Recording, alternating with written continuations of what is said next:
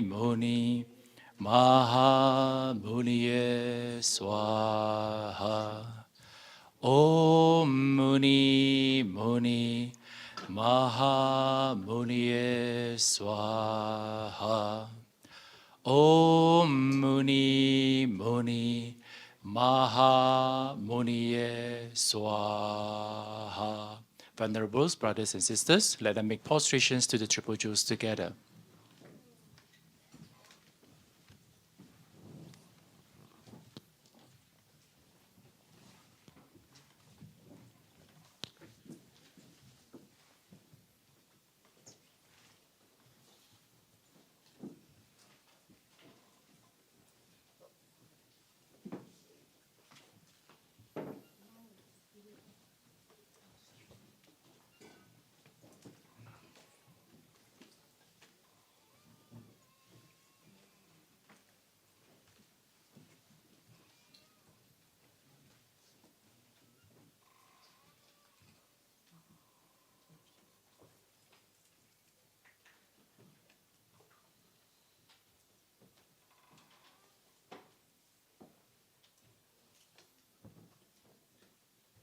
Please be seated.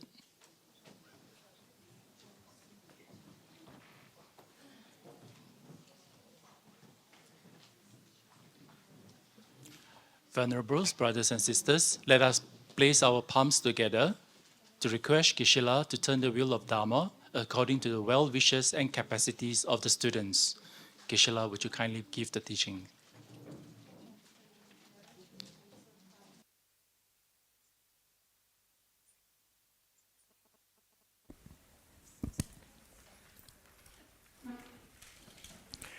Page 4.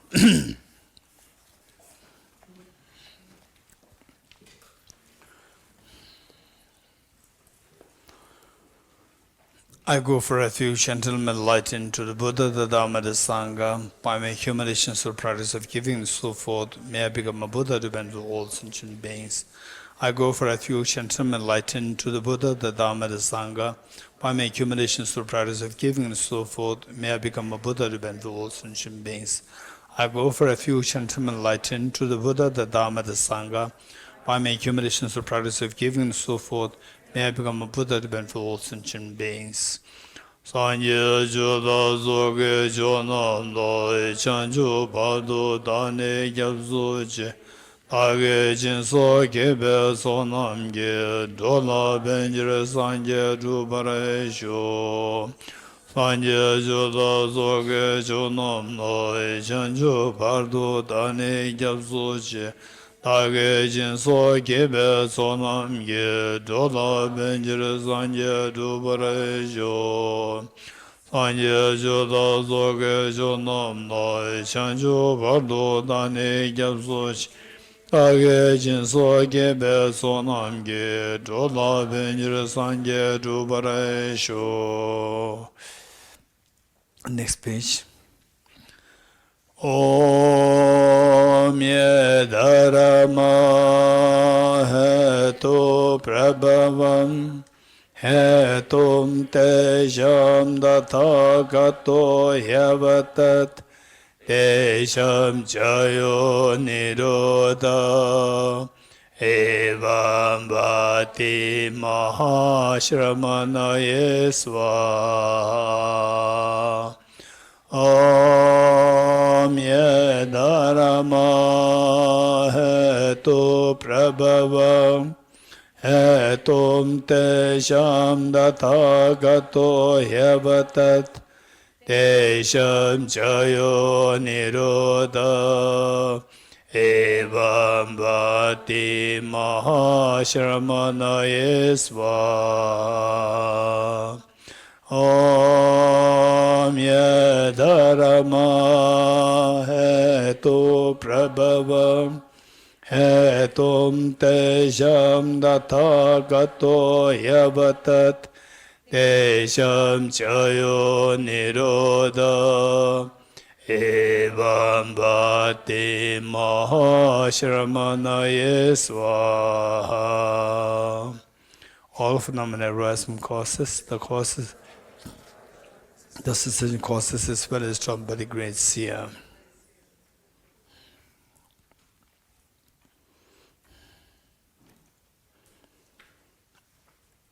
Okay, let us read the three principal aspects of the path.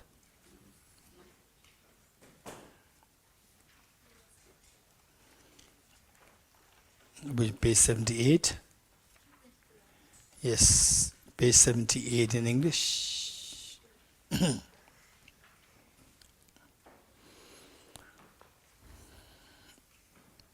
Again, the three principal aspects of the path, authored by Lama Tsongkhapa, the same author. And so finally, this morning what we discussed is that the path that we should be following in order to cleanse the mind of the mental defilements and to attain our desired aspired goal, the total fearlessness and infinite happiness, is possible with a complete path. Complete path. What do you mean by complete path? So this is what it means by complete path.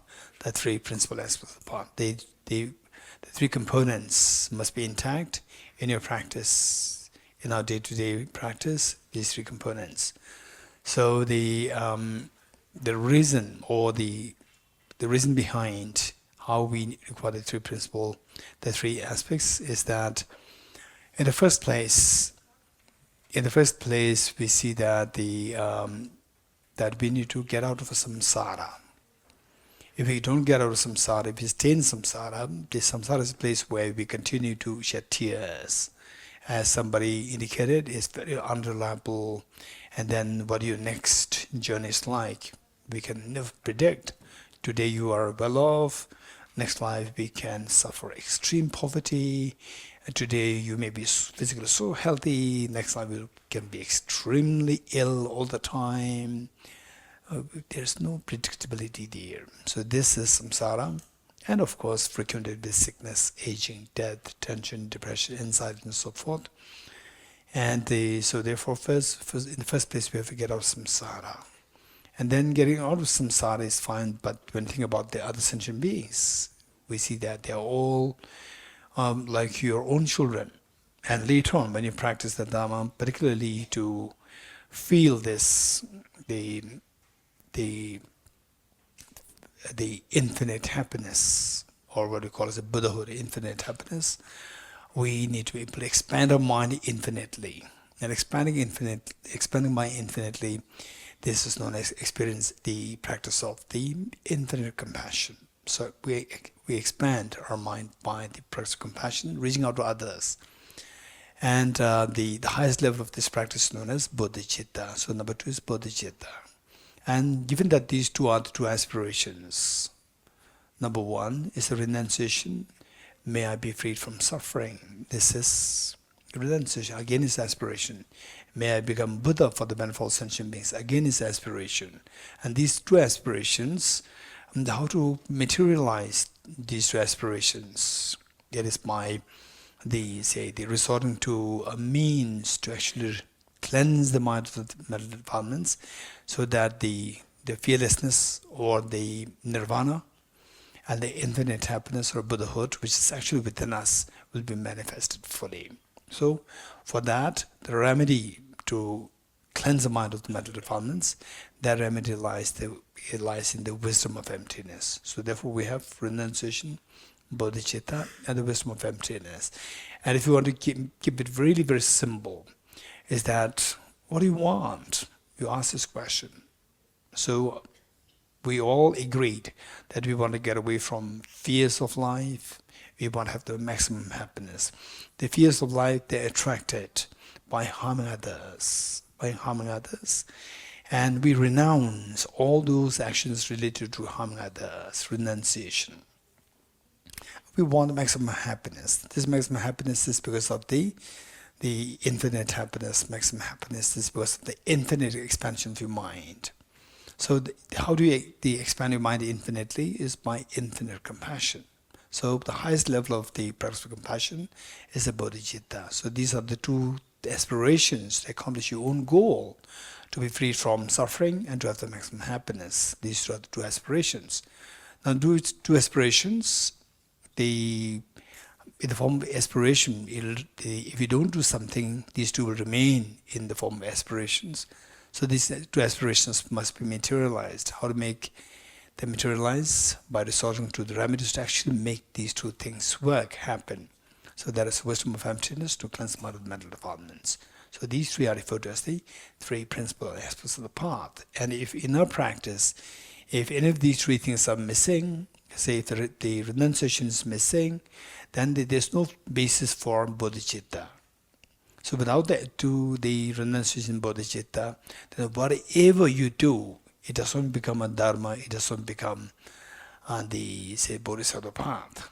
And then you are missing the wisdom of emptiness, and you miss the main point, which actually cleanses, help us to cleanse the mind of the mental defilements. So without putting effort to cleanse the mind, no matter how much you build an aspiration to attain Buddhahood, Nirvana, and so forth, these aspirations will forever remain as aspirations and will not be accomplished in its goals. So therefore, these three principal aspects of the path, we see that in our life, in a day-to-day practice, you, me, each one of us, we make sure that we practice these three things are included in our life. If any of these three is missing, then finish. Whereas Tantra, there is a practice of Tantra. I'm sure that many of you, I can see many of the senior students also. So the Tantra is to expedite the path which incorporates these three things, renunciation, bodhicitta, and the wisdom of emptiness, to expedite the path. To expedite the path, we should have the path already. If you don't have the path, then what expedite? There's nothing there to expedite. So Tantra is to expedite it. So people jump to Tantra thinking, and some people also, many people, they blind follow some teachers or some people saying that Tantra is everything, and then this is everything. And they also like the renunciation, bodhicitta, wisdom, emptiness, these are like secondary, these are inferior things. This is self-deception. With these three things, any of these three things you miss, then Tantra makes no sense. Let me repeat it. Tantra makes no sense if these three things are missing. And many people, include some acclaimed Tantric practitioners, they have no foundation of these three things, and still they think that they have the air that we are doing something superior, and all other things that they're secondary, they are just inferior. This is only self-deception. We should be extremely careful. And the wisest person who can think of these as somebody who actually specializes in these three things, plus you do Tantra, then you realize that without these three things, Tantra doesn't make any sense. So Tantra makes the most sense with these three things intact. So here Lama Tsongkhapa, the author of this text, so beautifully captured or explained these three things under three, each of these are the headings. One, okay, if I tell you, okay, listen all of us, if I tell you, hey, you have to practice renunciation, what is going to be your first reaction to me? Tell me. What is going to be your first question to me? You have to practice renunciation. Huh? What should be renounced? What is renunciation? Anyone else? Why? So we say, all of us, when somebody says renunciation, renounce your good food, renounce your good house, renounce your cars, this is about what people will first say, why? Why? Right? Then if I explain that, okay, there's a reason why you have to do it, you can then send what will be the next question? How? Right? Then I explain how to do it. Right? Then what's your next question? How do you know? Yes. Okay. Your benefit, I will explain the number one. Why? Okay, why? How? Next? Hey, Drishti, louder.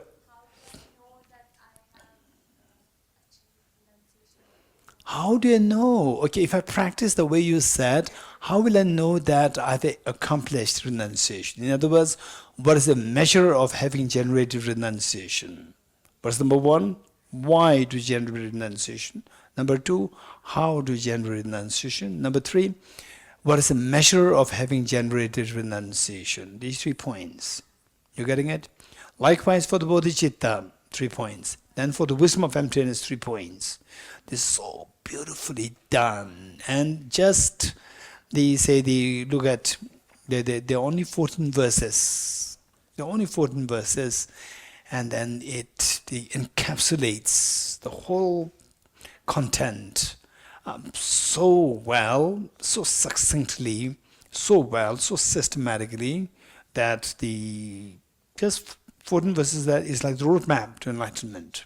Okay, so the point is that Lama Tsongkhapa's, one thing that I'd like to also share with you is that Lama Tsongkhapa's style is that where the points are complicated, he would make it sure that these things are explained so well. Where things are easy, he will just skip.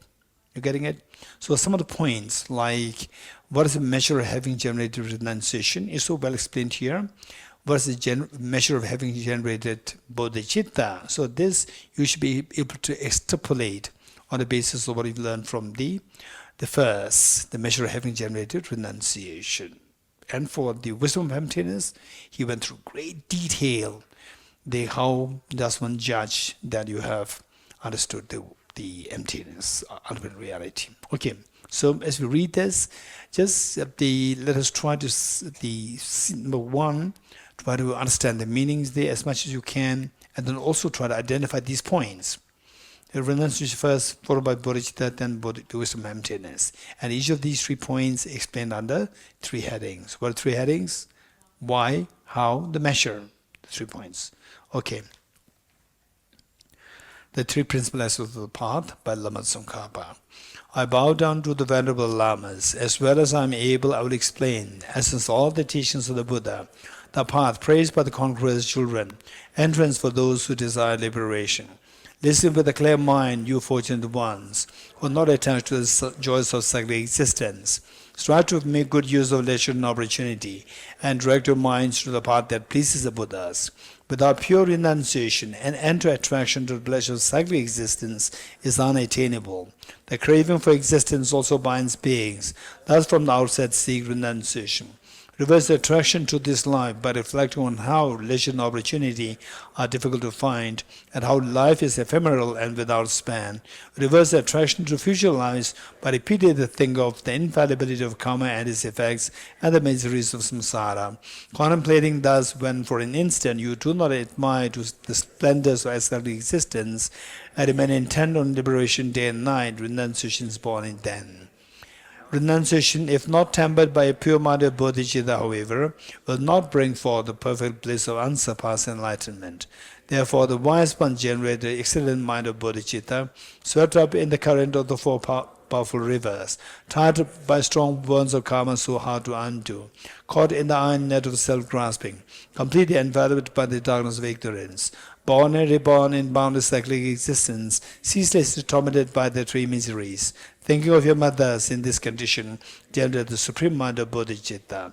Although you train in renunciation and the mind of bodhicitta, without wisdom that realizes the ultimate reality, you cannot cut the root of cyclic existence. Therefore, strive to understand dependent arising. One who sees the infallible cause and effect of all phenomena in samsara and nirvana, and destroys all focuses of apprehension, has entered the path which pleases the Buddhas. Appearances are infallible, dependent arising.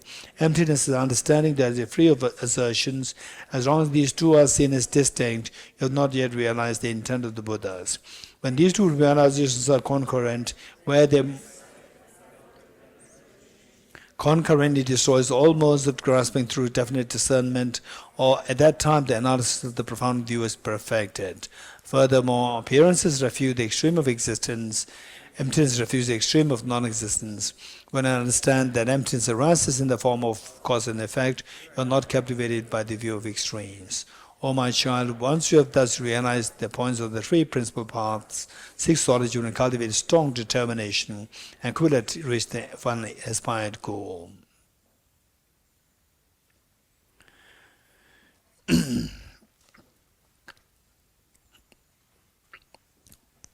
Okay, in the first session this morning, second session this morning, we spent a lot of time on the question, and that question is extremely good. And I would say that don't worry too much. There are so many verses. When will he finish? Don't worry, I'll finish this. I take the responsibility. You're getting it? So, if I spend a lot of questions, there's a reason there. There's a reason there. Some of the points are extremely important, and then that finally is not that okay, I done. The text is done. The point is you have to learn something, and our intelligence should grow. And for some of the teachers, for example, say, although the tradition has that, for example, this book, there is what is known as oral transmission, and there's a teaching transmission, and the empowerment. So, some teachers, when they give the oral transmission, they'll read word to word, all this book. It may take like few hours, or perhaps like 2 days. But the great enlightened beings, for them, this is just chapter 9, the whole text of Guided Bodhisattva's Way of Life. There was one great teacher, and he requested another teacher for the transmission, teaching transmission of this whole text. This is just chapter 9, chapter 1 through to chapter 10 complete. Then the teacher accepted. Actually, both the teachers, they are mutually serving as teacher-student, mutually. And the one to receive the teaching came, made prestations, sat down, and the teacher just served him tea and then had some casual talks. So supposed to be for like 2 hours, and the 1.5 hours, just normal talks. The last minute, and the teacher says, okay, now the oral transmission, only 15 minutes. And the whole text is there. And the teacher said, then teacher asked some very complicated points from this text, Guided Bodhisattva's Way of Life. Very complicated points, meaning that nuanced points. Asked the student, and of course students, actually it's not a student, it's mutual teachers. And the one who received the teachings, he gave the answers. There was a little bit of dialogue, discussion happening between the two. And the teacher said, okay, now the transmission is done. Because the whole purpose is that both the sides, of course the teacher has received everything, and the one to receive the teachings, he is already extremely realized. So the only thing is that that transmitting information is that where, like us, we require word-to-word explanation. For us, we require the word-to-word transmission.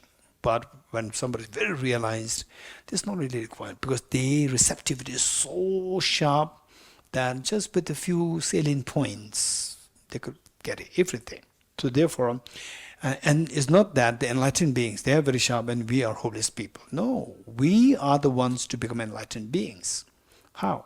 By sharpen our intelligence. So what we are doing here is we are trying to sharpen the intelligence. It's not just like, I received the teaching on this, that. It's to sharpen the intelligence. And these question answers, it's just so rare. For example, say so many people here, they give different answers, and I'm hearing many different answers. And then they put the challenges to you, put questions to you, you're thinking. This is where intelligence is being sharpened. This is so precious. Okay. So don't worry too much that whether or not this text will be completed. Okay, so what we did the second session this morning of the 4 seals, we did the second seal. And with the second seal we said, what is the second seal? All contaminated things are of suffering nature, and the suffering that we are talking about is of 3 kinds. And some people say suffering is not a good translation. It should be like misery, dissatisfaction. It doesn't matter. It doesn't matter. And for example, like happiness is not a good word. and we are all seeking happiness. No, that's not true. Happiness is a pleasure. Pleasure is very contaminated. So this is like me as a small boy seeing somebody else's language as so funny language. It's words. What the words convey. Words are meant for conveying some meanings, and whereas the meanings conveyed, that's good enough. And then if the person not happy with the word happy, right? You change the word. What do you prefer? Oh, the fulfillment, or infinite fulfillment. And the third person will come, fulfillment doesn't make any sense. Then what do you prefer? Ease, infinite ease. Just replace the words. You're getting it? So the point is that we will learn how the language works. It is linguistic issues, and they are pretty easy. These words are meant to convey a message, meanings. Once the meanings are conveyed, then you can use any word which is of your choice. Is fine. Okay. So miseries, 3 kinds of miseries. We're talking about the second one. So now the third one. What's the third one? Pervasive conditioned suffering. So for that we have to identify the examples, illustrations of pervasive conditioned suffering, number one. Then the more important job is why this third set of sufferings is referred to as pervasive. Why is known as conditioned? And how is it suffering? 3 things. We have to know these 3 things. Okay, first quick, because if you don't know these points, then there's no point. This text, you will see that it's very complicated. Very complicated. But if you know the basics, then it's complicated, but you'll get something. So the third one, what illustrations do you have for the third kind of suffering? Particularly, I would say that the people who did master's course, Tibetan, what is that? Not in the master's course, and they're not in diploma course, not a certificate course, or any other courses, not necessarily from Tibet House, any other course that you've done. Say there's somebody who has heard this word, pervasive conditioned suffering. So you take the responsibility. Just raise hands quick. What examples do we have for pervasive conditioned suffering? Anna? A mastermind, a criminal mastermind. Mike? The mastermind, a criminal mastermind who, there's the soldiers, but there's the mastermind who controls everything. Which means Hitler. Hitler's pervasive conditioned suffering.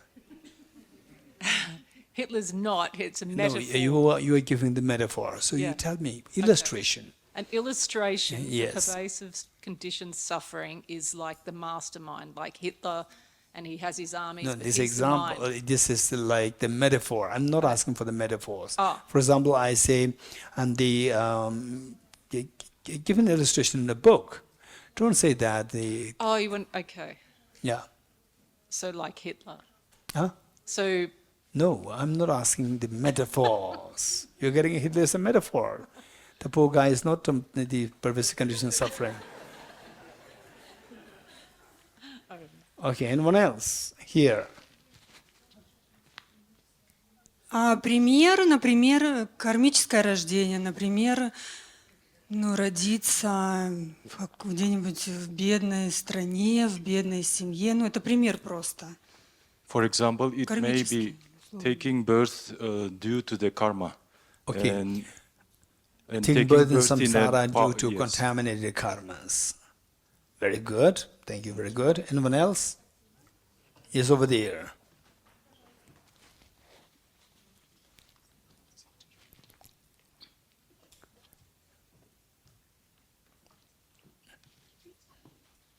Yeah, hello, I'm Prerak. Geshe, involuntarily taking birth due to the karma in the samsara. Involuntary taking birth in samsara due to contaminated karmas afflictions. Very good. Anyone else?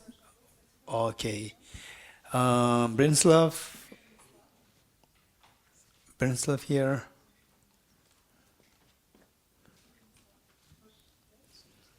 Here. One example would be contaminated neutral experiences. Contaminated neutral. Okay, let's not forget these examples, what they give, and then we will try to learn how they are the pervasive, conditioned, and suffering. The contaminated neutral feelings. Yes. Very good. And the Tenzi Randula. Grasping its true existence. Grasping a true existence. Very good. And the Venerable. A mind subject to mental afflictions. Mind. A mind subject to mental afflictions.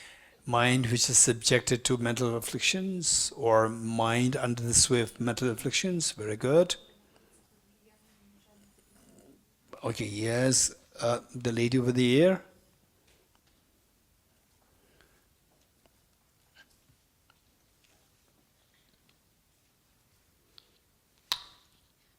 Hey Geshe. Doesn't it pervade all 6 realms as well? It pervades through all the different realms? Which one? Desire realm, form, formless. No, I know the realms. I'm saying, first of all, you have to give the example of the pervasive condition suffering and then see if it is in all the 6 realms. So what example do you have? Okay. No. Okay, Ajahn. Huh? You raise hand. Huh? Okay, anyone else here? Вера в самосущее Я. Name. My name is Diana. Diana. Diana, yes. Как пример, это вера в самосущее Я. Belief in self-existing I. The belief in self-existent I. Very good. Venerable. Okay, mic. Загрязненные сканки. Contaminated skandhas. Contaminated, the contaminated aggregates. Very good. Maybe it's creative, but I say Russian. Вот как умирание планеты из-за рождения нового, да, умирание жизни из-за рождения нового. Не знаю, вот бабочка перерождается, точнее гусеница в бабочку, она же сталкивается со смертью и, по сути, перерождается. Но вот у меня мысль туда куда-то пошла. Я не уверена. Maybe it is dying and then becoming again. It's like dying of the stars and then becoming something new from that. It is like the changes that caterpillar goes. Initially it is caterpillar, then it becomes a butterfly. It dies and then becomes something new. Or have a moment when children become by, how say, good feeling, but have when children burn with big pain even. It's not possible go somewhere, it's have something like that. Birth? Burn. При рождении, когда ребенок рождается, у него нет выбора, он проходит через очень большую боль.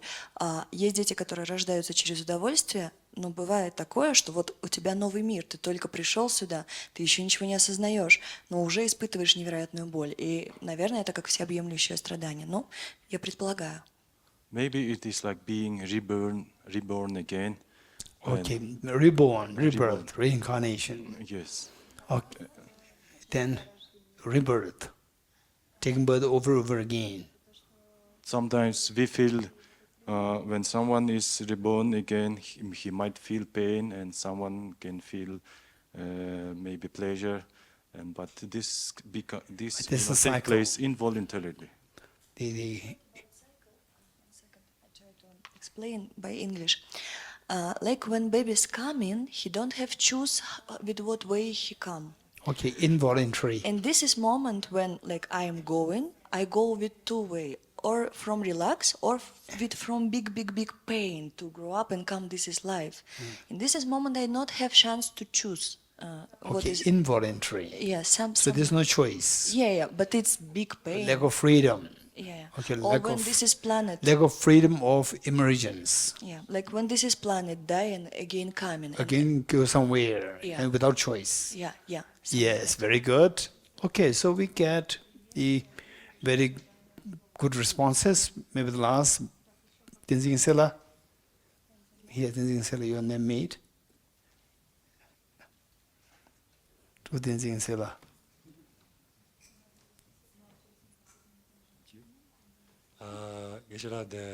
Being under the sway of the afflictions and contaminated karmas.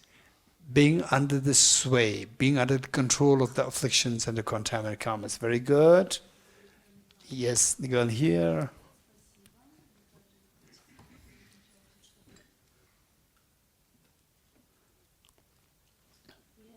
Geshe-la, I'm Alexandra. Maybe it's like law of nature when, for example, in animal worlds, predators can eat like smaller animals, and it's also like, yeah, like law of nature. So it's maybe the thought.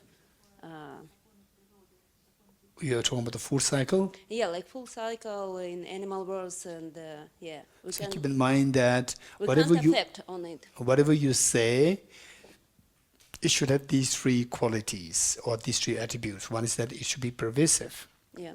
Number two, it should be conditioned. Yeah. Number three, it should be suffering. Yeah. So how is that pervasive? So I think it's that suffering that we can't. Suffering is affect fine. on. Suffering is fine. How is it pervasive? What do you mean by pervasive? Okay, so the thank you. So thank you. This is very important.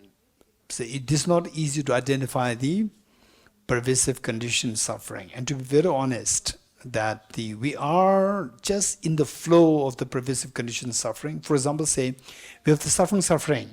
We can identify that. Oh, I'm in pain. We are in the suffering change. We don't identify that as suffering, but we do experience them. Yes, I have the happiness, mundane happiness. I have the happiness. I am the good food, good sleep, cheesecake. So I enjoy. I love these things. So although you don't identify them as suffering, but you do experience them. Yes, I experience this happiness. But the pervasive condition suffering is something final in its final the final understanding of pervasive. We don't even feel that we are going through this. This is extremely subtle, pervasive condition suffering. It's for this reason that Acharya Dharmakirti, in his text, Pramana Vartika, said that the reason why, when the Buddha taught all this suffering, truth of suffering is to be identified, the Buddha referred to the pervasive condition suffering. Let me repeat it. Acharya Dharmakirti, in his text, Pramana Vartika, what he said is that when the Buddha taught the Four Noble Truths, when the Buddha taught that the truth of suffering is to be identified, but Buddha meant the pervasive condition suffering, not the first suffering, not the suffering, because it's so easy to understand it. Not the suffering change, even if I identify this, but if you don't identify the third level, you cannot exit out of samsara. So you have to identify the third level of the suffering, which is pervasive condition suffering. If you identify that, then you identify the first and second very easily. So third one is something which we have to identify. This is so important, and then coming together here, while we study these things, these basic concepts, if you don't really understand them, if you are not convinced with these, then the point is defeated. Whereas coming together, if you learn these things, would be very helpful. Okay, now let's go back to the main point. Okay, over there. Mike.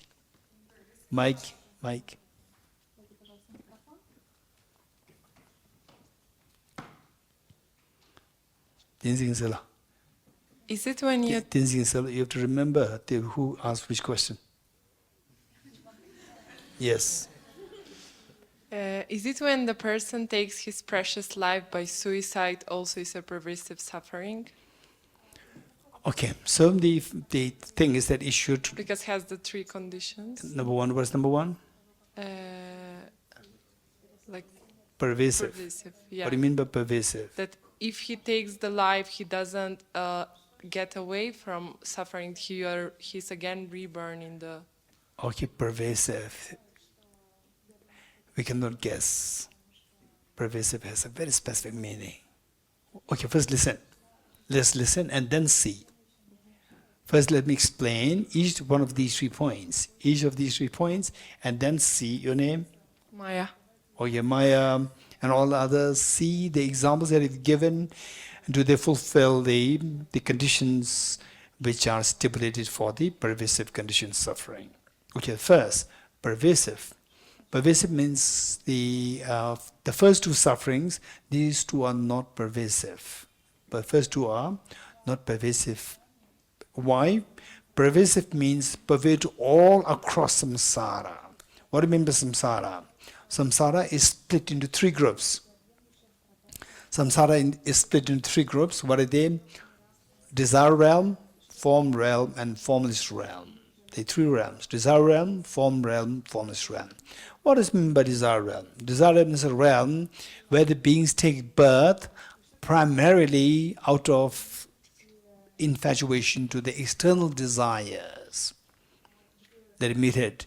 The realm where the beings take birth primarily due to their obsession or due to their attachment to the external desires, external five sensory objects, desire for sensory objects.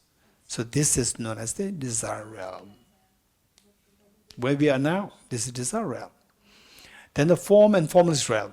Next is form realm, formless realm. Form realm is the Rupa Lok, formless realm, Arupa Lok. Desire realm, Kama Lok. So the form and formless realm. Form and formless, there. So these people, they see the demerits of our chasing after the external desires. They see the demerits of this. They see them as so gross, the sensual desires, so gross, and they turn their mind inward to the internal meditation, meditative experiences, as opposed to external desires. And actually it would be good for us, say, do some meditation on emptiness, do some meditation, single point of meditation, and the meditation on impermanence and so forth, where your mind is drawn inward and maintain some degree of the stability, and then compare and contrast the experience that you feel through the meditation and experience that you feel through infatuation towards external objects. What's the difference? So only when there are 2 things to compare, then you can see the difference. One is gross and the other one is the very subtle. Okay, and so this is what we need to. For that we have to have exposure to both external and we already have the exposure to the external senses, the sensual objects. But the internal meditation, this is something we don't have. We have to cultivate these practices and try to feel something inside with the meditation, make it a habit, tendencies, and then you don't have to make it too, you don't have to make it too loud that I'm meditating, this is my practice, I'm, like this meditation. No, you keep it very low profile.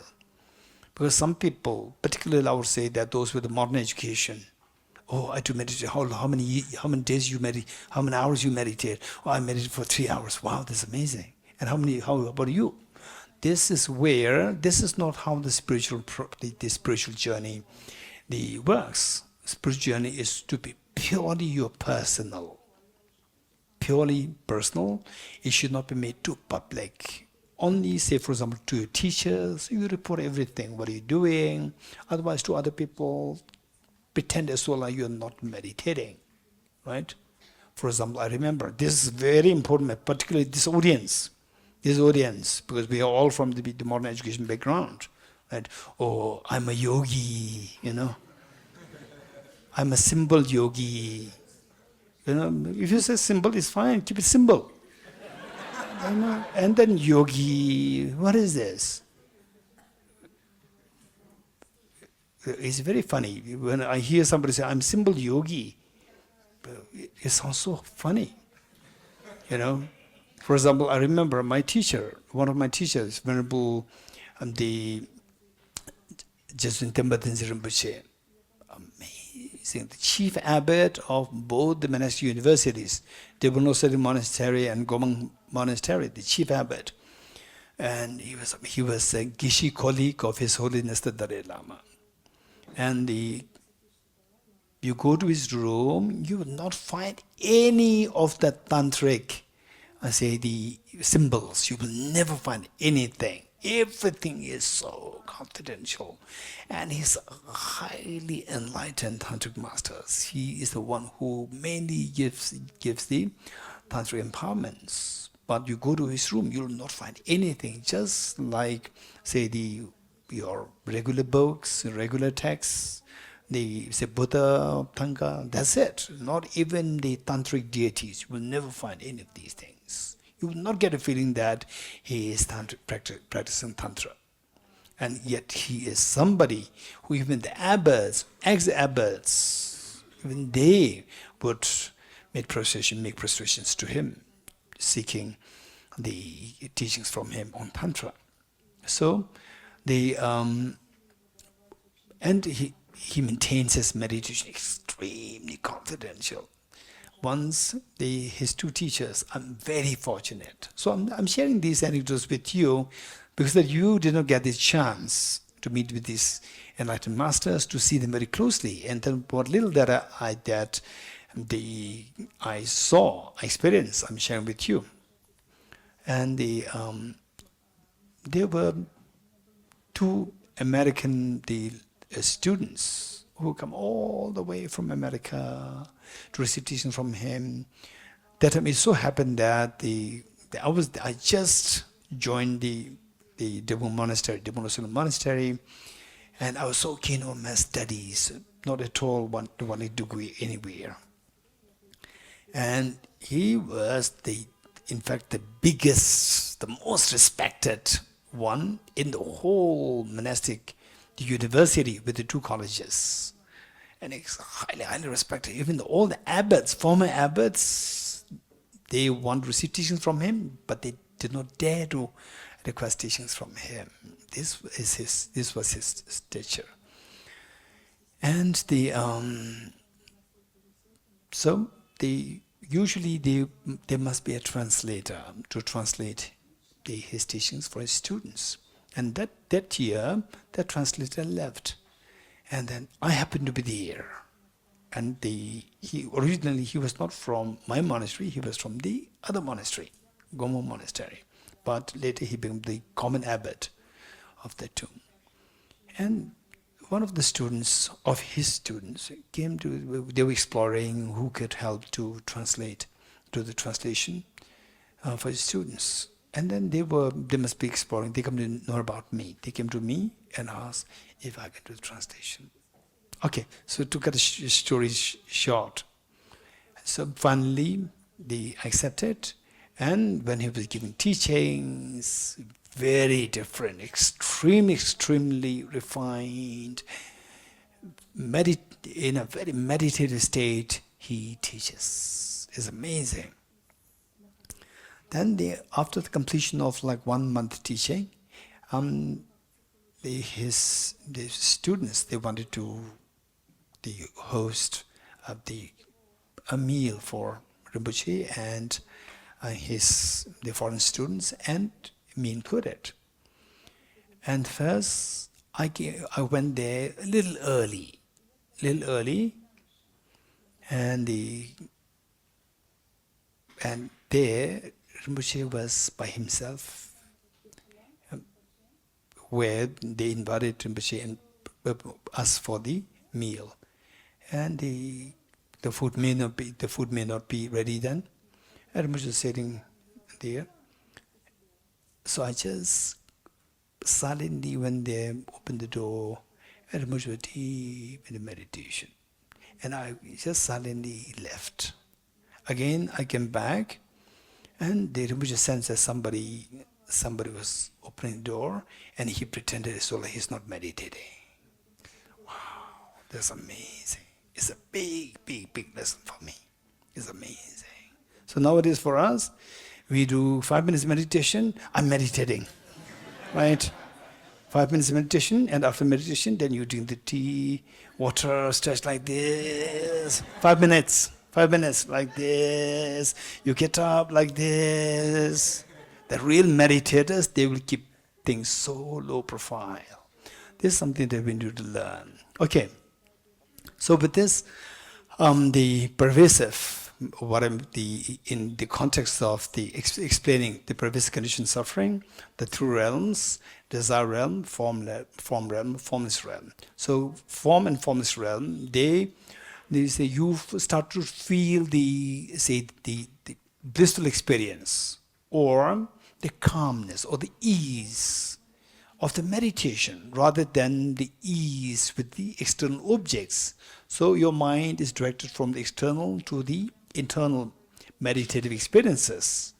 So these people, when they die, because of the meditative experiences, not just regular meditation, they have their own the attributes and the qualifications. When you qualify to one level of the meditative experience, then you take birth in the form realm. And then even within that, there are again 4 layers. And you cross that, then you go into the formless realm. So these are the different levels. So all these are marked by meditative experiences. So, and they are not known as the desire realm, not marked by the desire for external sensual objects. So now, pervasive means a suffering which exists in all 3 realms, across the realms of samsara. So the first suffering, okay, this is very important. This is technical, we cannot guess. These are the technicalities that we need to learn. The first suffering, what is that? Suffering exists only in desire realm. Suffering exists only in desire realm, not in the form and the formless realm. These are the technicalities we cannot guess. You have to note it down and remember them. Suffering, manifest suffering, only desire realm. For example, the fear, anxiety, anguish, depression. These things exist only in the desire realm, not in the form and the formless. Now, what is the second suffering? Suffering change. Even the suffering change is not pervasive conditioned suffering, because it exists only in the desire realm and the first 3 of the 4 formed realm. Let me repeat it.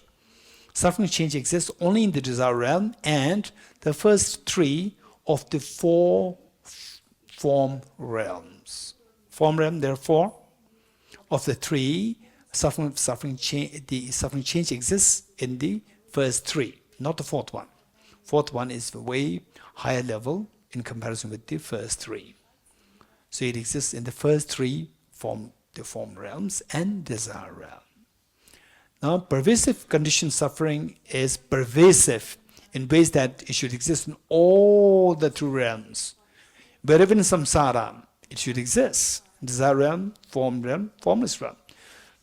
So the examples that people gave, let us say that, so one example given was the Branislav.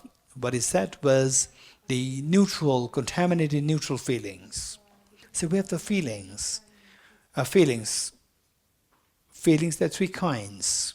Say pleasant feeling, unpleasant feeling, and the neutral feelings. Either you feel pleasant or unpleasant or neutral. These are 3 feelings that we have. Of the 3 feelings, first one, what is one? Unpleasant feeling. Unpleasant feelings fall under the category of the suffering.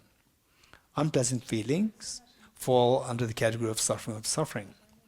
And the pleasant feeling, contaminated pleasant feelings, fall under the category of suffering change. Then the contaminated neutral feelings, they fall under the category of the pervasive conditioned suffering. Okay, how many of you have which of the 3 feelings at the moment? Most likely 3rd one, after lunch. 3rd one, where neutral, right? Okay, no anger, and likewise, no pleasure, no the pleasant feeling as well. Somewhat neutral. Naima? Yes, neutral? At the moment, what's going in your mind? Neutral, pleasant, unpleasant? Huh? No, the Naima. Huh? Pleasant. Okay, pleasant. Anandji? Neutral. Okay. Is uncontaminated neutral or contaminated neutral? Contaminated neutral, I guess. Okay. So you doubt a little bit about uncontaminated neutral? Guess means maybe, right? Okay. So we go through the neutral feeling. Most of us at the moment, we are going through the neutral feeling. And I would say that if not 100%, 99% of us here, we're going through contaminated neutral feeling. If you're going through uncontaminated neutral feeling, most likely you will not attend this retreat. If you are going through uncontaminated neutral feeling, most likely you will not attend this retreat. If you do attend the retreat, it is to keep a check on me. What he teaches is he's teaching authentic information or he's teaching something wrong. You're getting just to check on me. Okay. In other words, uncontaminated is a very sophisticated. What is that? This is the Nishok's question. Yes, Nishok? Okay, this is what we need to explore. In other words, then what did I say? Feelings, we have three kinds. First one, unpleasant feeling. Unpleasant feelings always contaminated.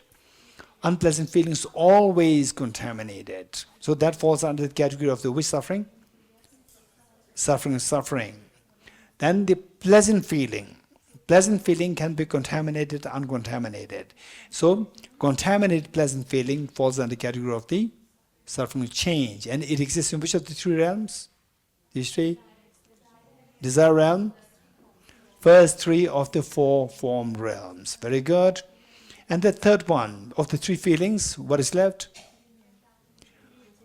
Contaminated neutral feelings. Contaminated neutral feelings exist in the desire realm, formless realm. It exists in all three realms. So therefore it is known as pervasive. Number one, pervasive. Then number two, it is conditioned. It is conditioned. Conditioned meaning that this contaminated neutral feeling is the foundation from which the contaminated happiness, miseries, or unpleasant feeling, pleasant feeling can easily erupt from this foundation of the neutral feeling. So that is like the foundation. There is a condition for the other feelings to arise from. Condition. What's the third one? Hey, pervasive, condition, and suffering. So why is that suffering? So if you know this is a very important point. Okay, is there anybody who likes to share with us how is this a suffering? Okay, before we go there, somebody said the involuntary birth in samsara. Involuntary birth in samsara. Involuntary birth in samsara, as the girl here has said, that and then the two or three people also said it, involuntary birth in samsara. It happens across the board of the samsara, desire realm, form. So wherever you take birth, except for the bodhisattvas, high-level bodhisattvas, all are taking birth in samsara is involuntary. So involuntary birth happens in all the three realms. And then being under the sway of the contaminated karmas and afflictions, that the fact that we are in these three realms is because of driven by contaminated karmas and afflictions. So we are driven by these through wherever you are in samsara, in the three realms. And then somebody said, I think Venerable said, the contaminated aggregates. Contaminated aggregates. Again, contaminated aggregates exist in all three realms. So this is the pervasive conditions of it. And then I think two said that the grasping at the true existence of the self. In other words, self-grasping ignorance. Self-grasping ignorance. This is the ultimate understanding of pervasive conditioned suffering. Let me repeat it. If somebody were to ask you, say, of these many examples, what is the one which is ultimately the worst, the subtlest version of the pervasive conditioned suffering? Self-grasping ignorance. Self-grasping ignorance. This is one. How? This is so important. And I would suggest that you note it down. How self-grasping ignorance is the final understanding of pervasive conditioned suffering. And self-grasping ignorance, it exists within us. It exists within us. But we have no clue that it arises within us. We have no clue. Till you have some understanding of emptiness. If you don't have understanding of emptiness, we don't know that self-grasping ignorance is happening. Positive, negative, we have no clue that, for example, if you are in the water, if you say, how many are feeling the air now? How many are feeling the air? You don't feel the air. You are in the air. You agree? But you don't feel the air. So likewise, air is very subtle. You don't feel that. For example, say, you feel it. But the air you don't feel. Air you don't feel. It's very subtle. Likewise, you feel the suffering. You feel the suffering change, but you don't feel this pervasive conditioned suffering, particularly in the context of the self-grasping ignorance. And it's so important. If you do understand, one day, if you understand, come to realize that, wow, this is the ignorance, self-grasping ignorance. This is the pervasive conditioned suffering. This is ultimate suffering, which the Buddha is pointing to when the Buddha taught that the truth of suffering is to be identified. The Buddha meant that you have to identify the self-grasping ignorance. Okay, so in this 7-day program, we'll try to learn this. Yes. Okay, so there's another question coming up. This is again a very good question. Self-grasping ignorance is for sure is a pervasive conditioned suffering. But what about the self-centered attitude? Self-grasping ignorance, self-centered attitude, these two are very different. These two are not same. And if you don't know that, if you think that these two are same, don't worry. So there are many seniors who already will help us to understand this. You can bring the senior group discussion. This is very important. Self-centered attitude.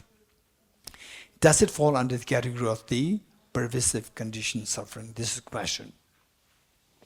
Okay. So let me make it very quickly to save a little time, that the self-centered attitude, I would say that the self-centered attitude per se, it is not the suffering, it is not the pervasive conditioned suffering, for the reason that the arahats, what is arahats?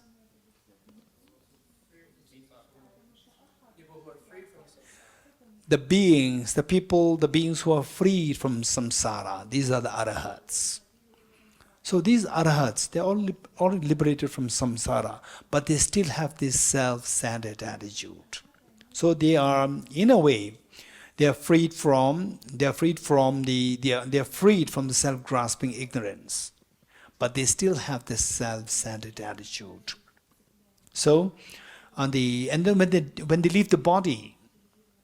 When they leave the body, they are totally freed from any trace of samsara, but they still have the self-centered attitude intact, which means that they don't have any of the three forms of suffering, but they still have the self-centered attitude, which means that self-centered attitude is not one of the three kinds of suffering.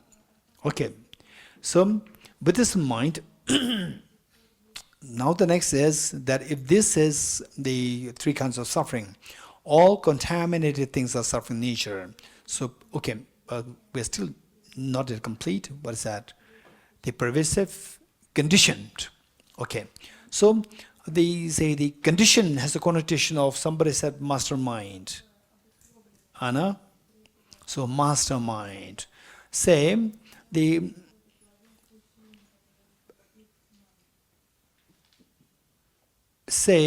that the pervasive conditioned suffering, this is, now you know what the pervasive conditioned suffering is. Illustrations.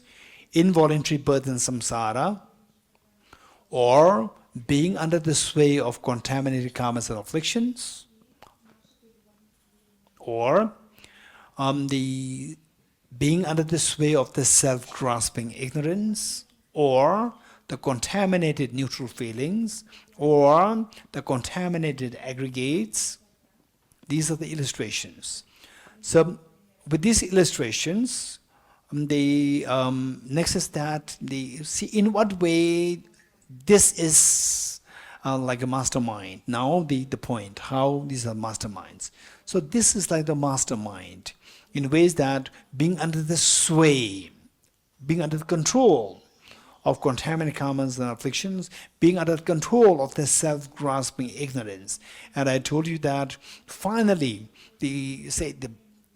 finally our understanding of the pervasive conditioned suffering should be understood in the context of the being under the sway, under the control of the self-grasping ignorance. So self-grasping ignorance is like the mastermind. And so let me just take you to this news. I don't know, most likely only some of you may remember that. Most of you will not even may not have even heard this news. It was many years ago. What happened was that there was a terrorist attack of the Mumbai hotel, Taj Mahal Hotel. Terrorist attack, and then with this many people died. And even the terrorist, the one boy was captured, and the Kasab, some say Kasab, okay. So from the Madhya Pradesh, no, Maharashtra, okay, so Geshe is from Maharashtra, so I should follow his accent. Kasab, right?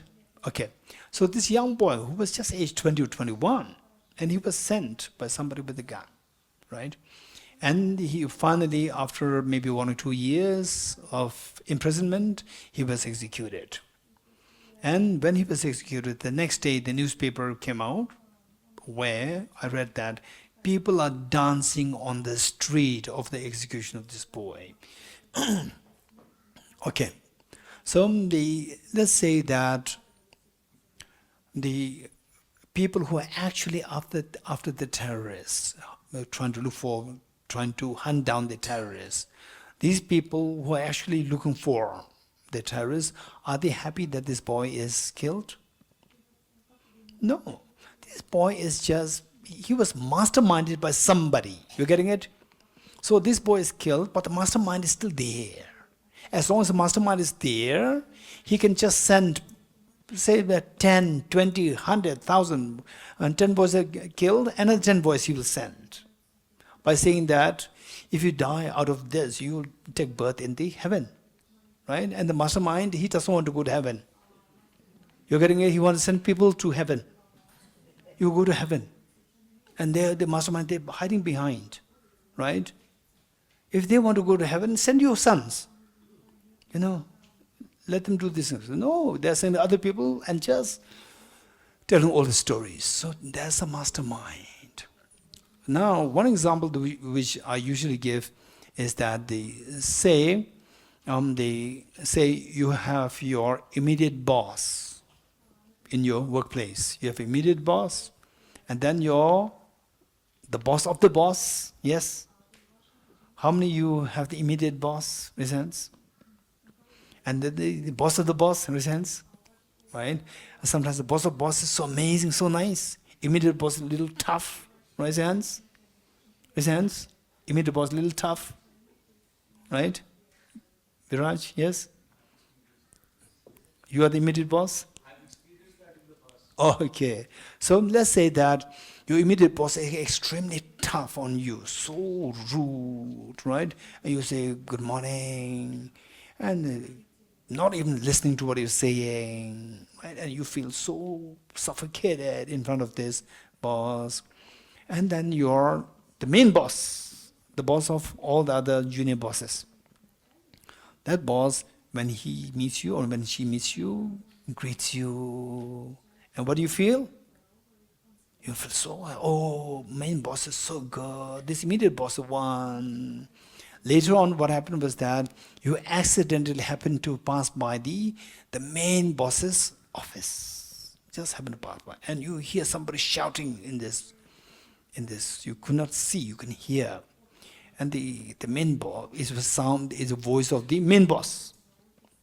And somebody was replying, yes sir, yes sir. And sound of the yes sir was your boss, your immediate boss. And you just what? Eavesdrop. and you heard that the main boss is saying, say your name is Anna, right? And the main boss is calling your immediate boss that you are treating Anna so leniently. You should be more tough, right? Cut your salary. Right? You couldn't believe, right? So later on, then when you see the main boss smiling, inviting for a cup of tea, what do you feel? There's a burning sensation coming in you, knowing that he's the mastermind. For my poor boss to treat you badly, it's not because my poor boss is bad, because he was being instructed to be tough on me by the main boss who come with the facade of being so nice in front of me. That's a mastermind. You're getting it? So now, if you say, and then what do you feel? So now, say you're the two bosses. You want to just leave the office as soon as possible. And one day somebody says that the two bosses are going for a holiday, 1 month holiday. Are you happy, not happy? Yeah? Eva, happy, not happy? Eva, your name, what's your name? Igor, yes, Igor. You're happy, not happy? The two bosses are on holiday. Very happy. How many of you are very happy? All of us very happy, right? And then so instead of the two bosses, and then they say 1 month, 10 days gone, 20 days gone. Then what happens? Again the gloominess comes in, right? 24, 24, 26, 27. Why? Still you're not freed from your boss. The mastermind's influence is there.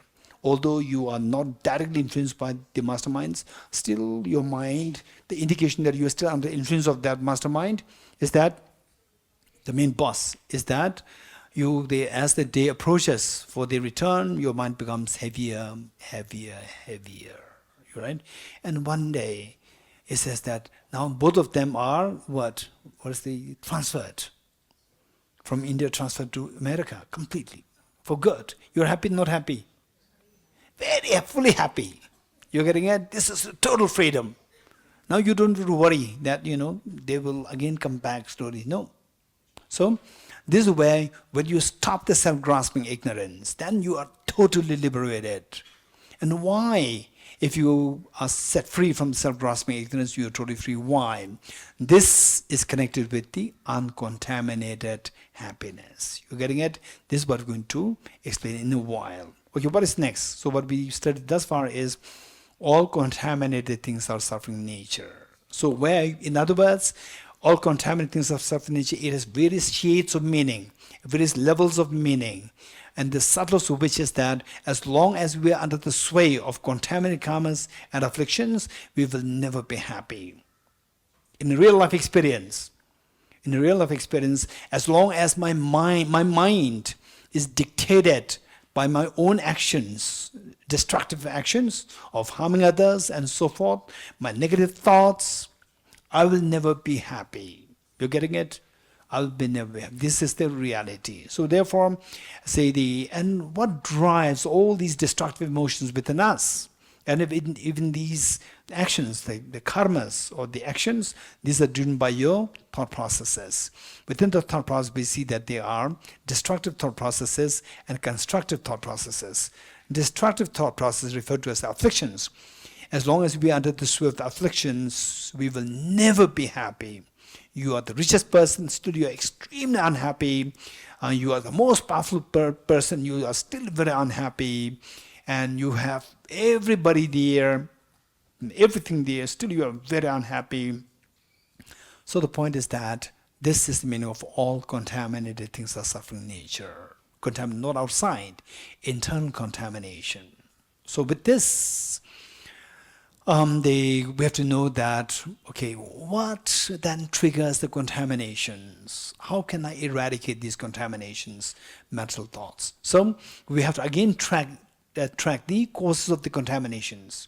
All these emotions, attachment, anger, jealousy, and so forth, these are all driven to what? Finally, the root cause is self-grasping ignorance. and then complemented by self-centered attitude. These two things, when they come together, then the rest of the destructive emotions are triggered. Self-grasping ignorance, complemented by self-centered attitude, then the virtues, the contaminant karmas, non-virtues, and the miseries, they all erupt out of on these two things. So the root is the self-grasping ignorance and self-centered attitude. If you get rid of self-grasping ignorance, self-centered attitude per se cannot give rise to miseries. Okay, so with this in mind, what's the next point? If you come to learn that the miseries is so terrible, suffering, change, pervasive condition suffering, and with the pervasive condition suffering tells us that as long as I'm under the sway of the contaminations or the self-grasping ignorance, afflictions, my own destructive emotions, then the cravings, these emotions, these destructive emotions, these are our vulnerabilities. These are not our strengths. These are our vulnerabilities. Anger. Some people, there's anger there, anger issue. These are our weakness. These are vulnerabilities because they drag us into more miseries in the future. So we don't want miseries, but we are being dragged into miseries, which means that we are vulnerable. So these destructive emotions, attachment, anger, jealousy, and so forth, these are the signs of our vulnerabilities. Okay. So with this in mind, okay, this is what it is, for example, sickness, aging, death, and one moment of tragedy that we go through, say in the family, domestic violence, and somebody else bullying us, and so forth. All these problems, and then losing near and dear ones, these pains, these are acutely painful experiences. And when will these pains they stop? For example, I remember when I was aged, I think about like 8 or 9, 7, 8, say, the only one person in my life who I feel so close to, because I lost my mother when I was just 5 years old. And my father was the only person. And then my father, he was so poor. But he, takes us for a holiday once in a while. We are in the school, TCV school here, and he takes us for a holiday for a few 2 days and so forth. And so there, for me, he was everything. And the biggest fear in this young boy was that for example, in the daytime, he did not have anything to do, So we were together, and he was sometimes dozing off, just sitting like this and leaning against the wall. And this little boy, myself as a little boy, so worried, mentally so traumatized, worried that, is he breathing, not breathing, is he alive, So these were the kind of pains of these small children, and each one of us must have been through the same experience. It's not only me, we all must have. How many of you felt like this at least once in your lifetime? Yeah, your parents. And then sometimes you just keep, as a little boy or little girl, you just keep thinking about, there will be a day that my parents will be very old, they will die. And then you feel the pain. How many of you felt it when you were very young? Resents? Yes, so these are the pains. And when it actually happens, the pain is so acute, so acute. So one moment of such a pain is good enough to nullify all the past moments of the merriments, festivities, birthday parties, and so forth. So shallow, meaningless, like a small children's, I say the picnic. So thinking of these, and then you continue to shed tears. Oh, I've seen many people, families, whole family come to place, and the father crying, mother crying, the children creating problems, the parents become so vulnerable, what do you do, and the children, they're screaming, they're crying, the parents are crying. Oh, seeing this is extremely painful. So this is reality, and these continue to happen. Water? I will have, thank you. Okay, which means I have to take water.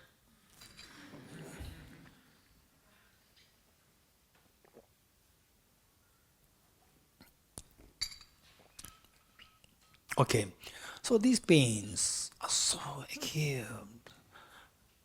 If this is the story that I share with you, these pains are so acute and you feel it. Yes, that's true. What would be the next question? Anyone, quick. How to be free from the pain. When will these pains stop? How can you free? When will these pains stop? For some 2023, 2022, 2021, 20, the COVID years, they stopped. Likewise, when will these pains stop? This question. They will never stop on their own.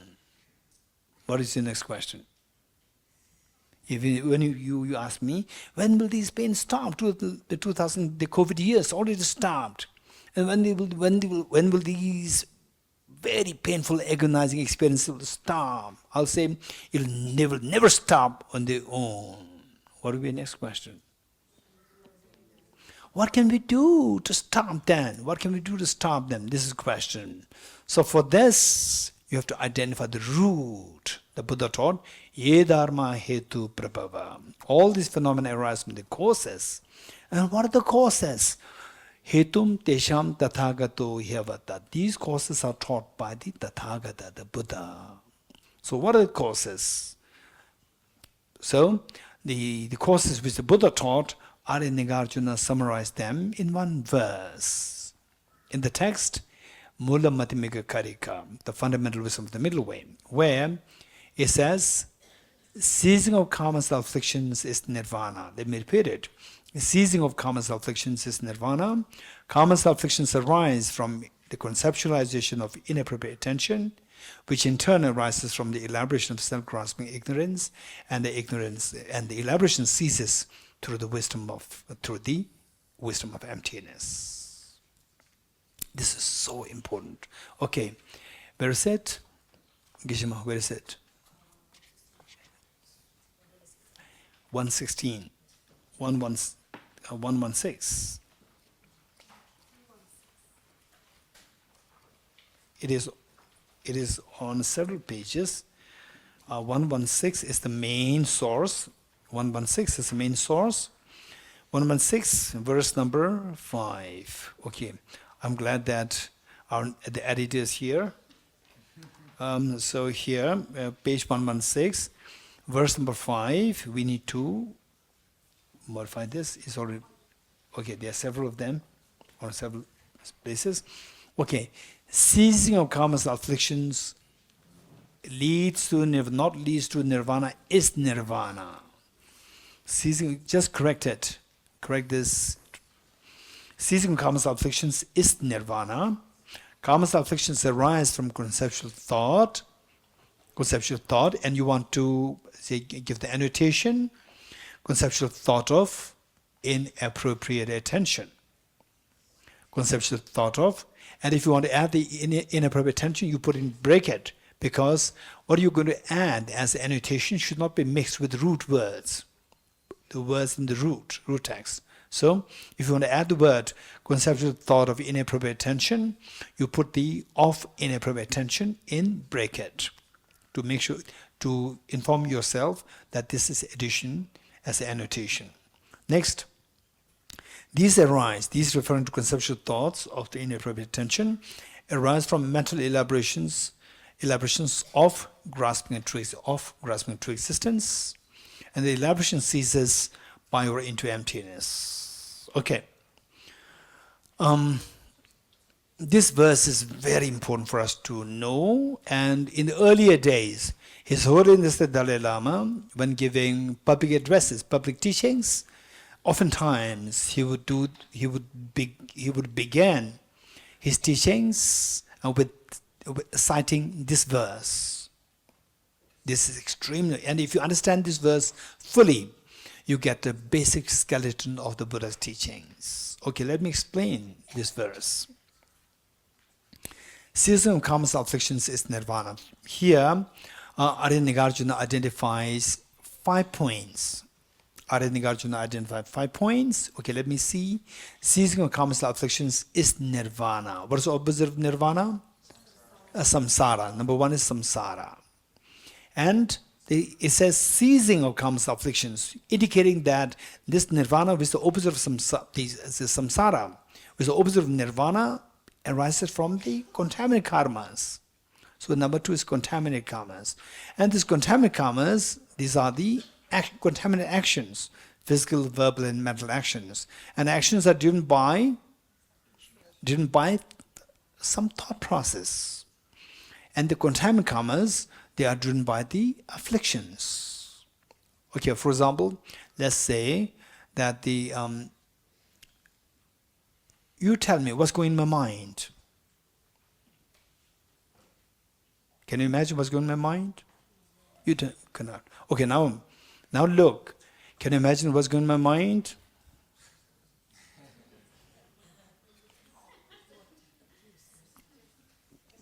Can you imagine what's going in my mind now?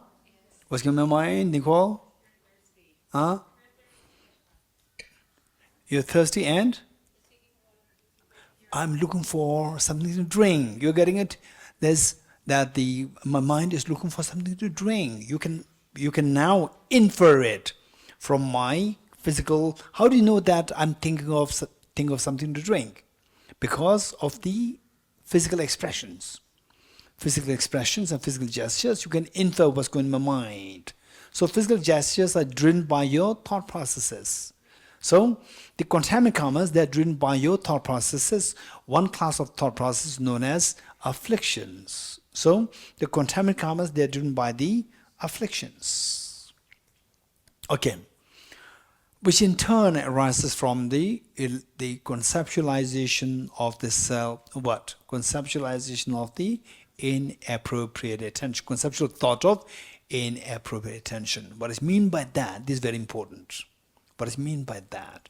And which in turn, this conceptualization arises, which in turn arises from the elaboration. What is that elaboration? Again, we have to know. We cannot guess.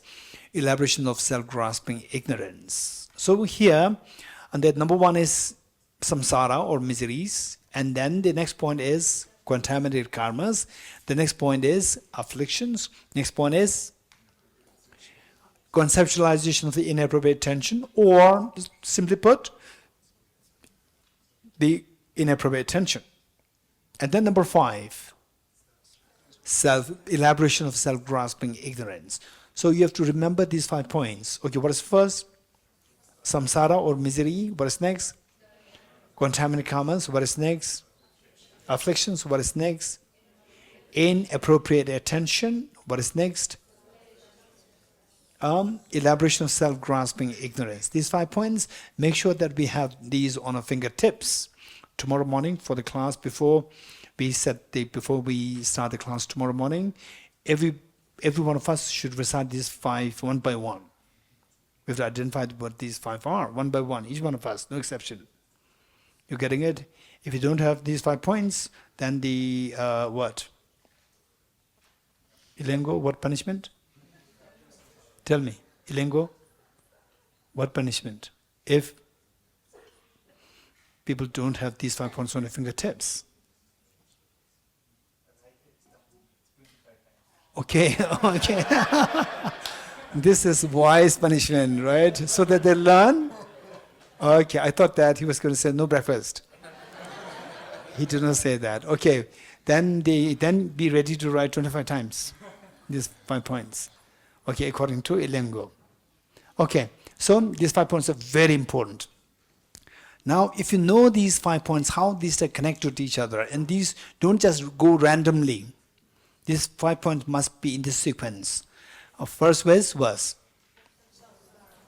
samsara or miseries, and the next is contaminated karmas, next is afflictions, next inappropriate attention, next elaboration of self-grasping ignorance, or you simply put self-grasping ignorance. So these are the 5 points. And why in this particular order is because that the miseries, all our miseries, whatever miseries that we go through, any problems that you have in your life, myself, yourself, any problem that you have, these are necessarily because of the immediate cause of that is contaminated karmas. So, if you don't want the miseries, we have to stop the contaminated karmas, particularly the destructive contaminated karmas. Contaminated karmas, there are two kinds: virtuous contaminated karmas and non-virtuous karmas. There are two. Virtuous karmas, we don't have to destroy them. But non-virtuous karmas, they really bring about all the unbearable experiences: sickness, aging, death, tension, so forth. And some of you may be wondering, what is contaminated virtuous karma? How can virtues be contaminated? You getting it? Okay, this can be your question. So if this is your question, then note it down, and you have to ask me at the right time. Okay. And these contaminated karmas, particularly destructive contaminated karmas or the non-virtuous contaminated karmas, they arise from the afflictions. Afflictions meaning like anger, attachment, craving, jealousy, and so forth. And these afflictions arise from what? This is the beauty of the Buddha's teachings. This is the strength of the Buddha's teachings, where you don't force yourself to, oh no, I shouldn't be eating good food because I'm following Dharma, right? So the Buddha said I should not have attachment to food and so forth. No, don't force yourself. Buddha taught extremely wise approach for us to let these things happen with ease, not forcing yourself. So, how? If you see that miseries, I don't like these miseries, then how do they arise? Okay, I see that here is a mixture of students from the early retreats plus the another master's course and a Dhamramkot course and a certificate course. So let me take a few more minutes here, and I'd like to seek your advice, and I want your advice, and you should be ready to give me advice. Each one of you should have advice for me. Ready? Okay, I have a problem. Advice to solve this problem. So the advice that I need is that I have a problem. First I have to share this problem with you, and then you have to tell me the solution. Okay, ready? You have to listen to me. You're not paying attention to me. You don't sympathize with me. Okay, I have a problem. The problem is that I live in Delhi. You all know that. I live in Delhi. And I live on the third floor. Particularly in the month of May. In the month of May, the weather is very dry. Very hot, very dry. And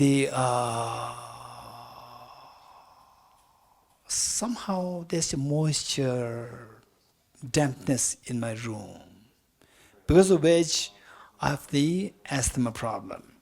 And asthma problem is not real thing, right? Don't send me asthma medicines.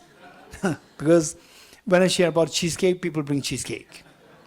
So they don't bring asthma problems. This is just, I'm cooking up a story. Some of them are true, but the problem part is a story.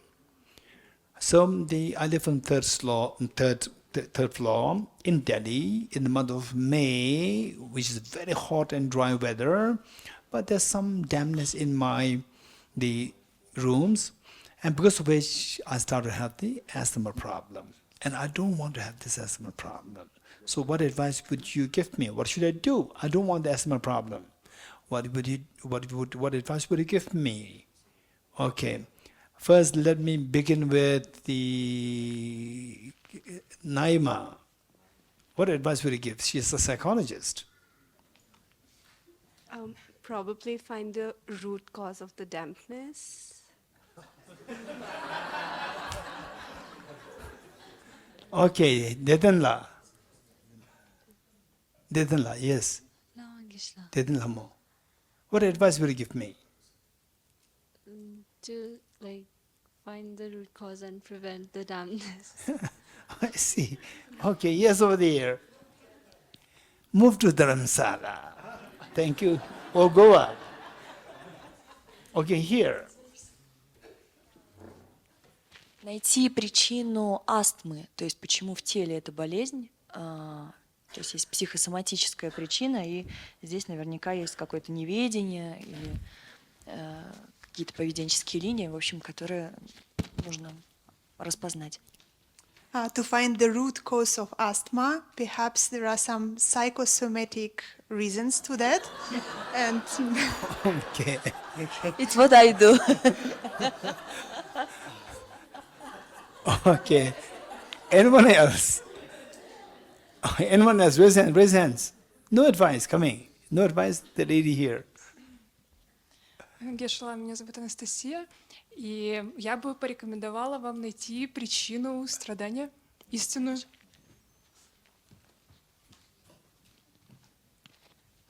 Venerable Geshe, my name is Anastasia, and I would recommend you to find true cause of suffering. True cause of self-grasping ignorance. Okay, thank you. Okay, the lady here.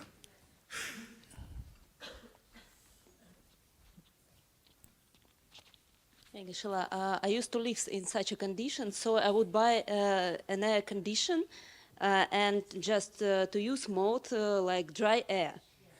Okay, dehumidifier. It's the faster way. To remove the dampness. Yeah. Dehumidifier. Like so it's like reason just in the room, not in the place here, like in Delhi. So it could be solved very fast. Okay, so by dehumidifier. Okay, Diana?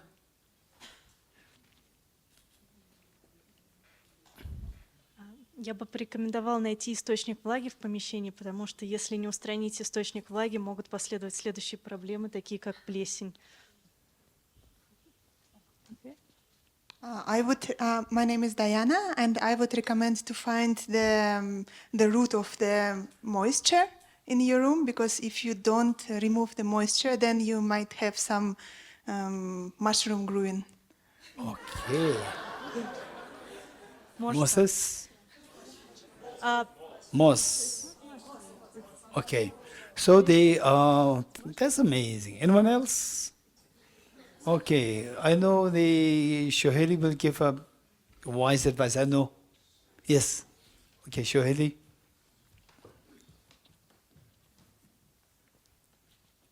Pranam Geshe, so there are two things. First, I'll tell you to check the plumbing system in your room. Most of the time, damp comes from this plumbing thing. I mean, if they're bad plumbing. And second, I will advise you to go to Dr. Tamdilla and check your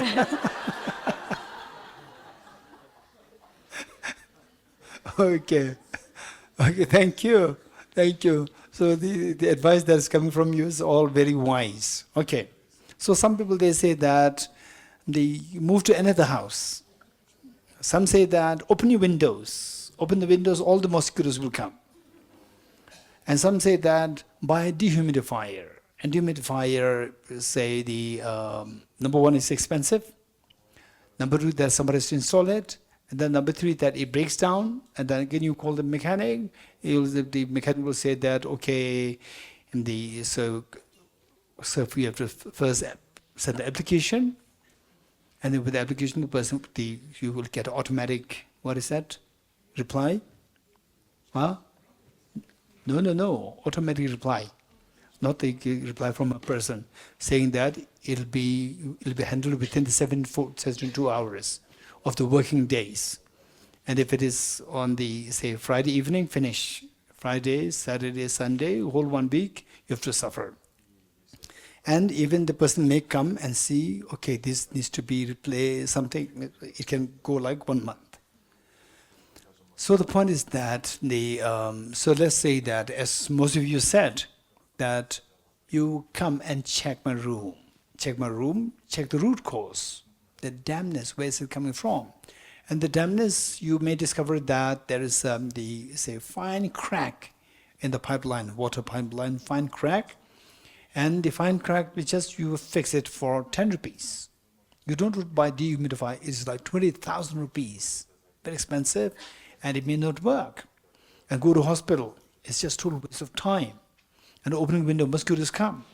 And move the house to somewhere else. All the books will have to go down. Third floor, go down, again go up. So it's not that easy. So whereas it can be fixed in 10 rupees, it's just very cheap, very easy, very convenient, because in other words, the Buddha's teachings are all based on your common sense. Use your common sense, use your intelligence, and problems can be solved easily. You don't have to force yourself. So this is where the Buddha Dharma is something that you can practice with joy, not out of fear, not out of, say, the forcing yourself, out of joy. So by identifying the root cause. So we have to identify the root cause. And so with this, so the 5 points. What are the 5 points? Samsara, contaminated karmas. Okay, now the samsara, the miseries that we go through. So what is the root cause of this? Then we see that these arise from the contaminated karmas. And what create these contaminated karmas? We said the is coming from the afflictions. And afflictions, how do they rise? These afflictions, how do they rise? Out of inappropriate attention. And many of you want to know what does it mean by inappropriate attention, right? Okay. Then once you know that the afflictions arise from inappropriate attention, then you check where the inappropriate attention is coming from. It's coming from self-grasping ignorance. So now you have found the root, ultimate root of the problem, self-grasping ignorance. So just eradicate it. How to eradicate self-grasping ignorance? Introduce the counterforce. What's the counterforce self-grasping ignorance? The wisdom of emptiness. Okay. So okay, let me quickly give a metaphor as to how these 5 work. And I'll give you the metaphor, and then you think more about this. And then say, in a real life, just see all our problems, whatever you're going through, the problems that you're going through, just try to see if your problems are somehow related to these 5 points. And if you can relate these to 5 points, this is so precious, then you become so convinced that I have finally found the solution to all my problems. Okay. So let us say that how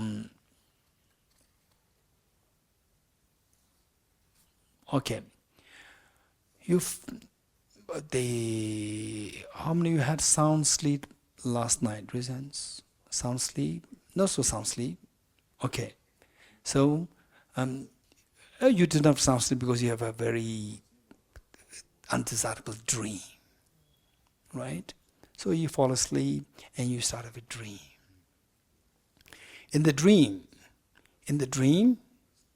you dream of attending a class. How many of you dreamed of attending class? Raise your hands. I'm sure some of you over there, only one. Okay. Only one, you know why? Because you're all worried of not having the phone with you. I know that. When the phone is gone, it's so like the whole world is shattered. All right? So you always think about the phone. So you have the dream. In the dream, you attended the class. In the class, I picked this up. Right?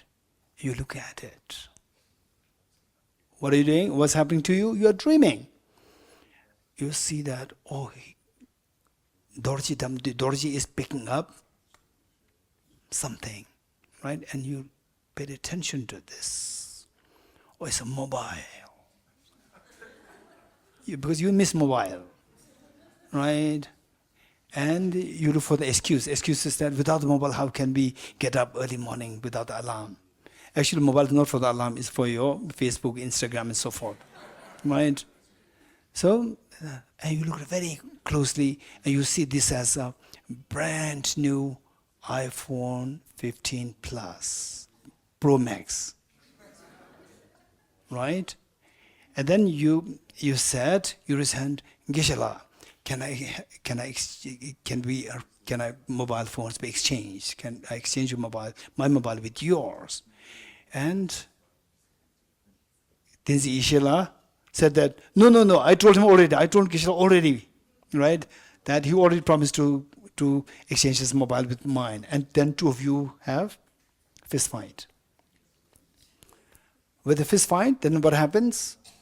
then both of you are taken by the police behind bars in the prison. Prison is a good place or bad place? Diana, prison good place or bad place? Bad place. Isn't samsara. Number one. Right? And so they say, then at about 4:45, your mother calls you up to the office. I'm not receiving any call from my daughter, my son. What happened? Right? And the officer said that 2 people were taken behind bars to the prison. Right? And your mother, no, my daughter went for retreat. Not for prison, for retreat. And your poor mother comes. Not only the daughters, the sons also comes to the prison. Hey, why you end up in prison? You are supposed to be in Tushita, not in prison. Right? And then what will you say? You are in prison because of? Hey, because of, tell me. Huh? Because of fist fight. Fist fight is karma, action. Fist fight is karma. And what did you find? You are a very gentle girl, you are a very gentle boy. What did you find? What did you fist find? Why? Because of aversion to Geshe and attachment to the mobile. Aversion, anger towards your competitor, and attachment to the mobile, these 2 are afflictions. So these afflictions resulted in your fist fight. And why did you feel attached to the mobile? Mom, no, it's iPhone Pro Max. Right? It's iPhone Pro Max, brand new iPhone Pro Max. What is that? iPhone Pro Max? 15. Right? Are you sure? Okay, tell me. So, are you sure in the first, is that really mobile?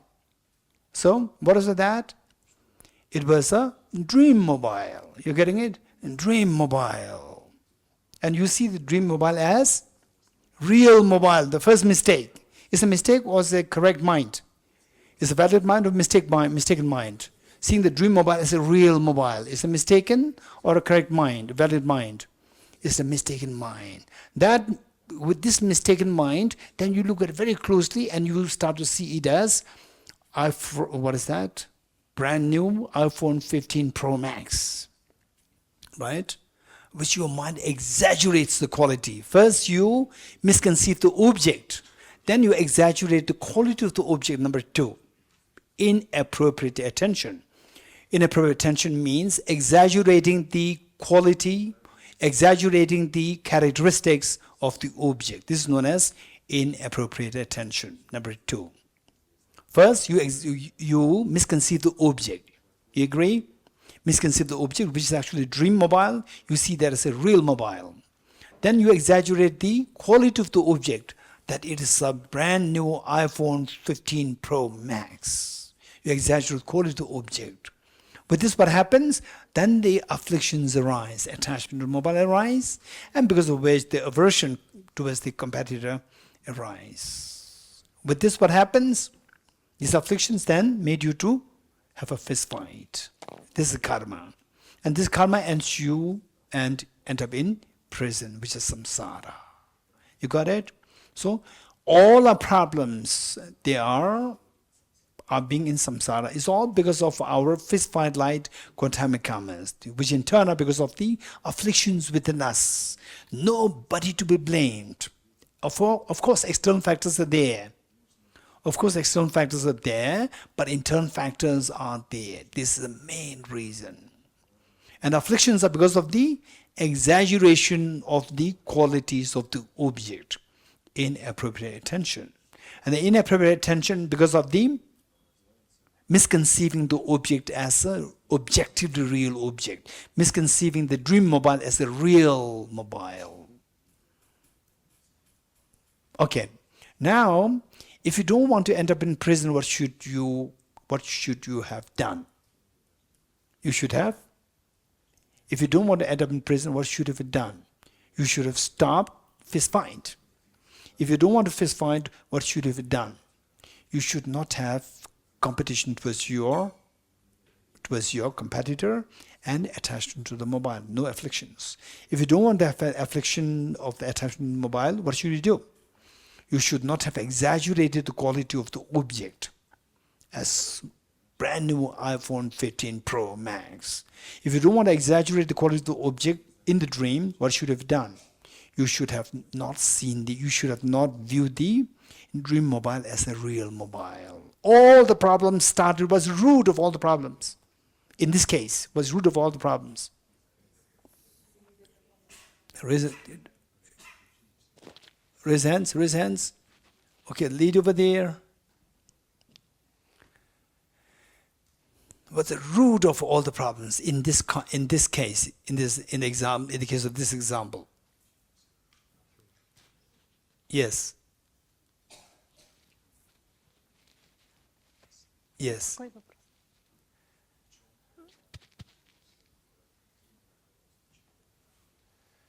Неведение, сон, неведение. It is ignorance. Okay, which ignorance? In this context, with this example, with this particular example, you end up in the prison. So what is the root of? Yes, is ignorance, but which one precisely? The gentleman here. The gentleman here.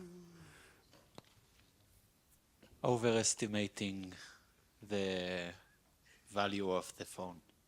Right, the root. Anyone? Yes, is a part of the problem. Raise hands, raise hands, raise hands, raise hands, raise hands. The lady there.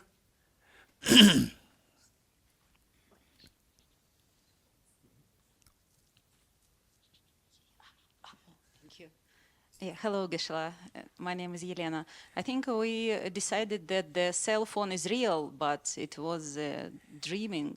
Seeing the dream mobile as the real mobile. So technically speaking, what we said is what is that? Miseries, contaminant karmas, afflictions, inappropriate attention, and self-grasping ignorance. Seeing the dream mobile as real mobile. That is the root of the problem.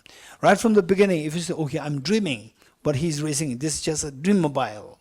If you know this already, then all this chain of the cause and effect would not have occurred. Yes, you agree? The chain of cause and effect would not have occurred.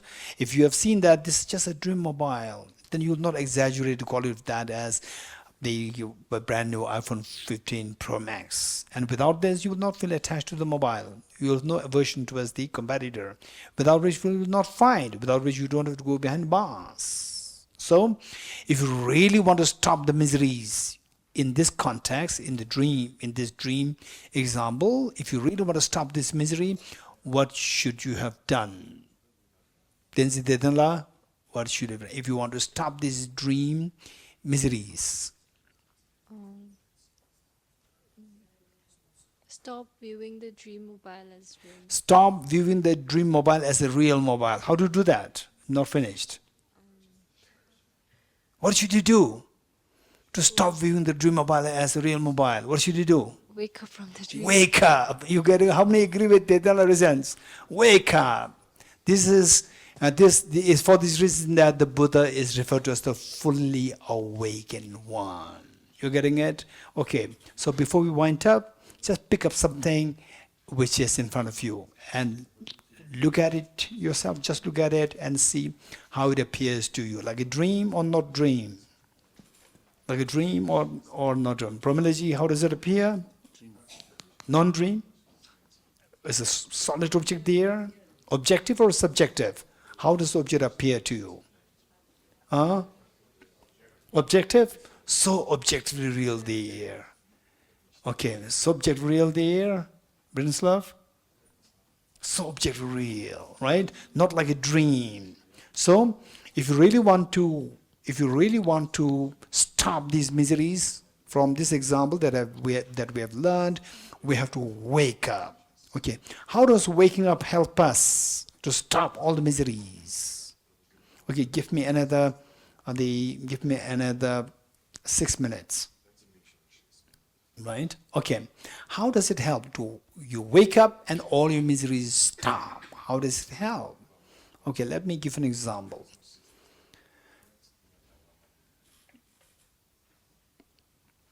Okay. Say that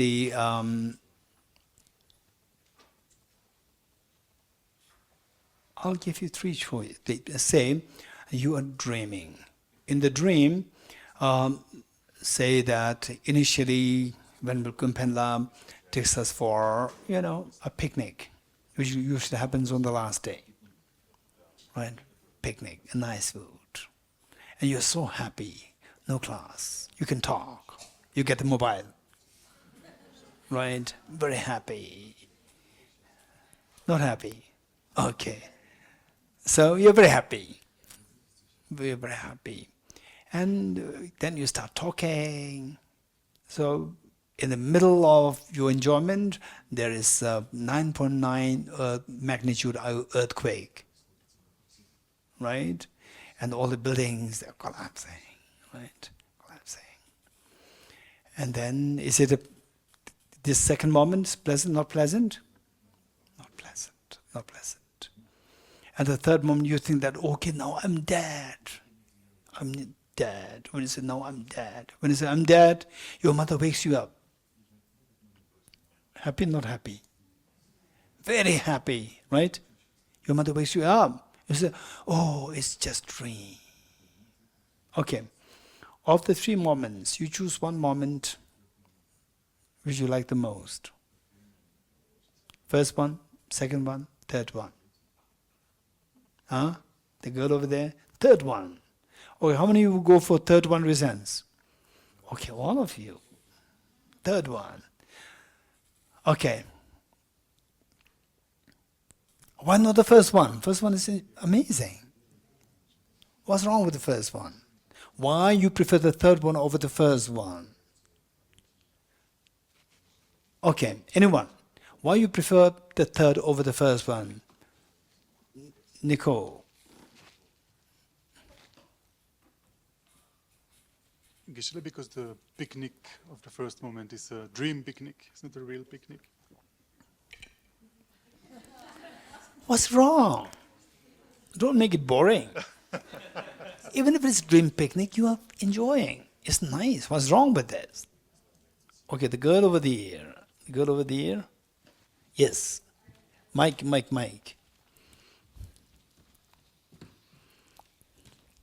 Your name and then give the answer. I'm Divya. I was actually saying the same thing as like the last moment is actually the real thing, so it's better. Okay. Not a dream. Okay. The Pushpa? Oh, Ben, you like to give the answer? Okay, Pushpa there. Pushpa, raise hand. Raise hand, Pushpa, raise hand. Yes. Why do we have to choose that unnecessary misery? No. First one and second one is misery. Okay.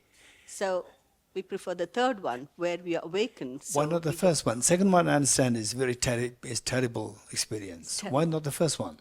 even the first one with the 9.5 Richter thing. Not 9.9 magnitude earthquake. There's the second one. Okay. The first one is picnicking with the mobile. Oh, You get the mobile. Sorry. That led to the second one. So it's not real. So something not real. Okay, so what's it? What's the problem? So real, not real. Okay, the Victor. Okay, here, Mike. I have no control over the dream. The moment conditions change, I will be scared. I'll be scared. Okay, I have no control over the dream. This is what the Victor is saying. How many agree with Victor? Okay, so let's say that the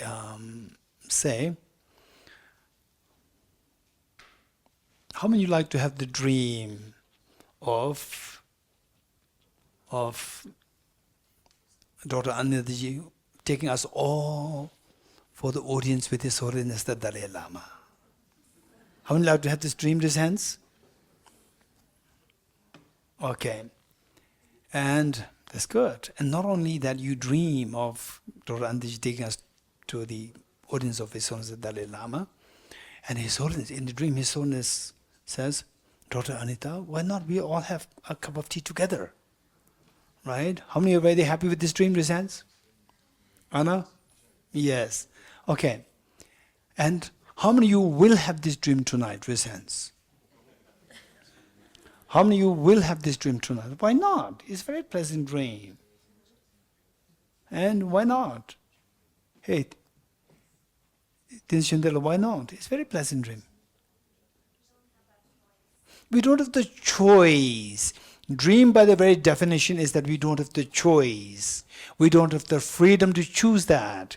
So lack of freedom is misery, and misery is samsara. You getting it?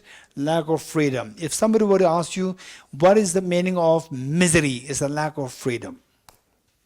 Lack of freedom. And no matter how pleasant the dream is, one of the drawbacks of the dream is that we don't have the freedom to choose that. That's the problem. That's the problem. Okay.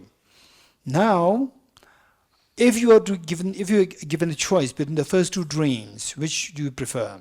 The first one or the second one? Which of the two dreams do you prefer? The first one or the second one? With earthquake. The first one is where you have the picnic, you get the mobile bag, right? The picnic, right? Okay. And the second, the 9.9 magnitude, the earthquake and the building falling on you. So which of the two do you prefer? The first one. The first one. Okay. So, but however pleasant the dream is, that you don't have the freedom to choose the dream. Lack of freedom. You're getting it? So, the Buddha taught that everything is like a dream. Everything is like a dream. And however terrible the dream is, you can still wake up. You can still wake up to stop all the contents of the dream.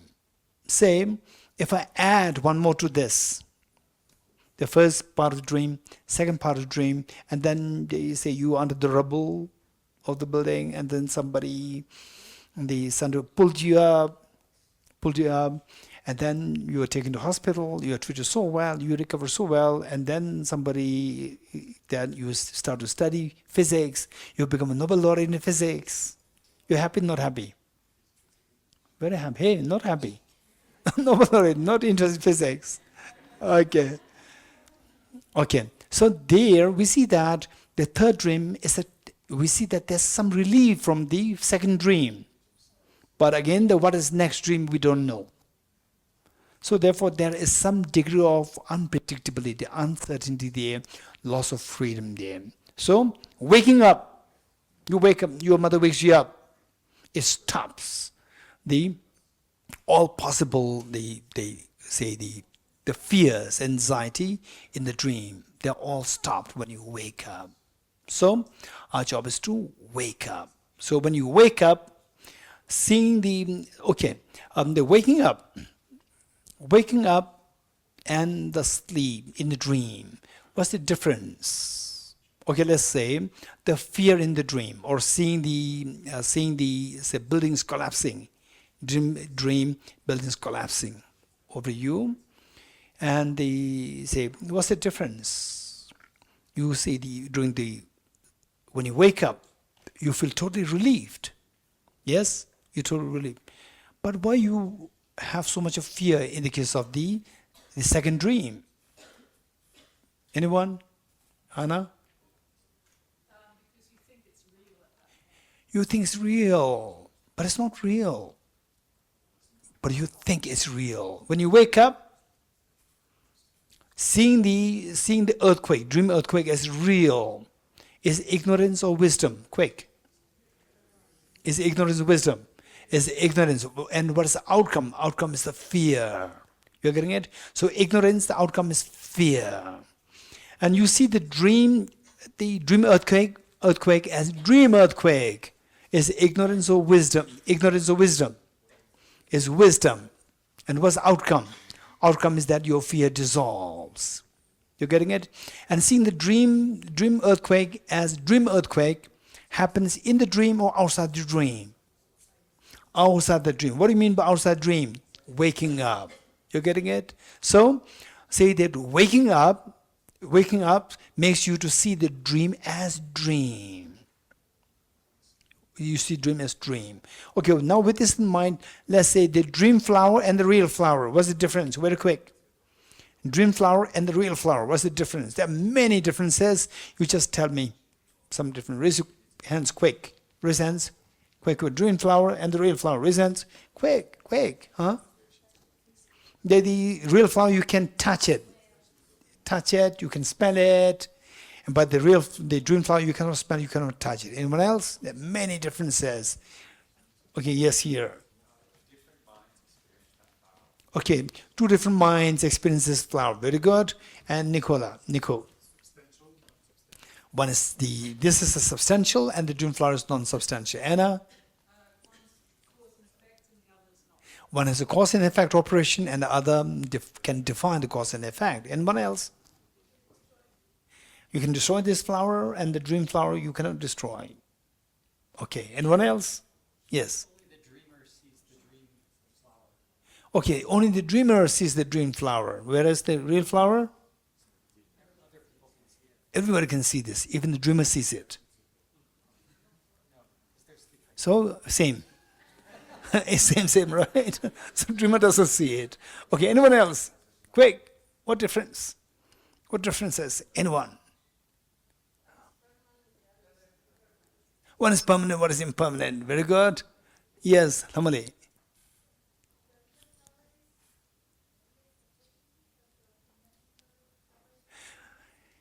Okay, how many of you understood what Lamali is saying? The real flower, let's say that you dreamt of a flower and you wake up and you see this flower is real and you also remember the dream flower. The difference is the real flower is objectively there and the dream flower is just your mental creation. How many agree with Lamali resents? Mental creation means mind is subject to the object. It's a subject. It's also object, but they say subject as opposed to object. With respect to the flower, the dream flower, you remember that. So this mind which remembers that is the subject with respect to the dream flower. So the dream flower is just coming from your mind, and this flower is not coming from your mind, is there from the object. You see? So this flower is objectively real, and the dream flower is subjectively real. Okay, how many agree with how many resents? Okay, I ask all these questions, I think about like 10 or 20 questions I ask, I'm actually looking for this answer. So how many, why did you not give the answer right from the beginning? I was waiting for this answer, right? Okay, so one is subjective. This flower is objective and the dream flower is subjective. Whereas the Buddha taught that everything is subjective. Okay, subjective, objective. Dream, subjective, objective. We have to do a little bit of exercise. Dream, objective, subjective. Mirage, subjective, objective. Okay, rainbow, subjective, objective. Rainbow, how many of you say subjective resents? How many say subjective, objective resents? Okay, it's like half-half. So how do you decide? The rainbow is subjective, objective. Okay, Geshe, rainbow, subjective, objective. What do you think? Subjective.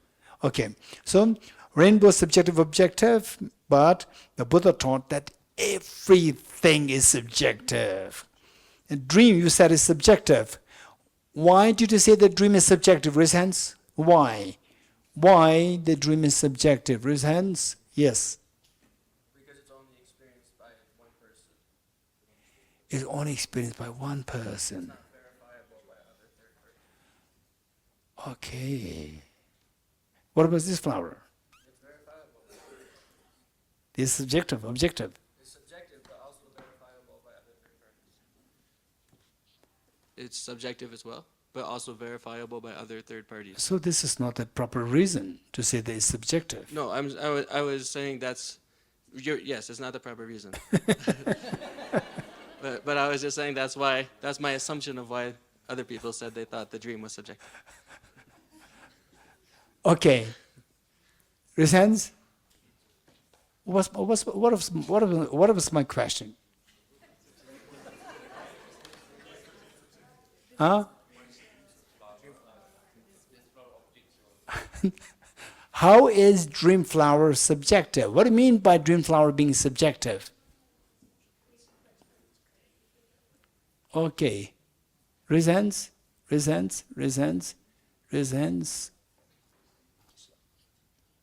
Yes, Mark.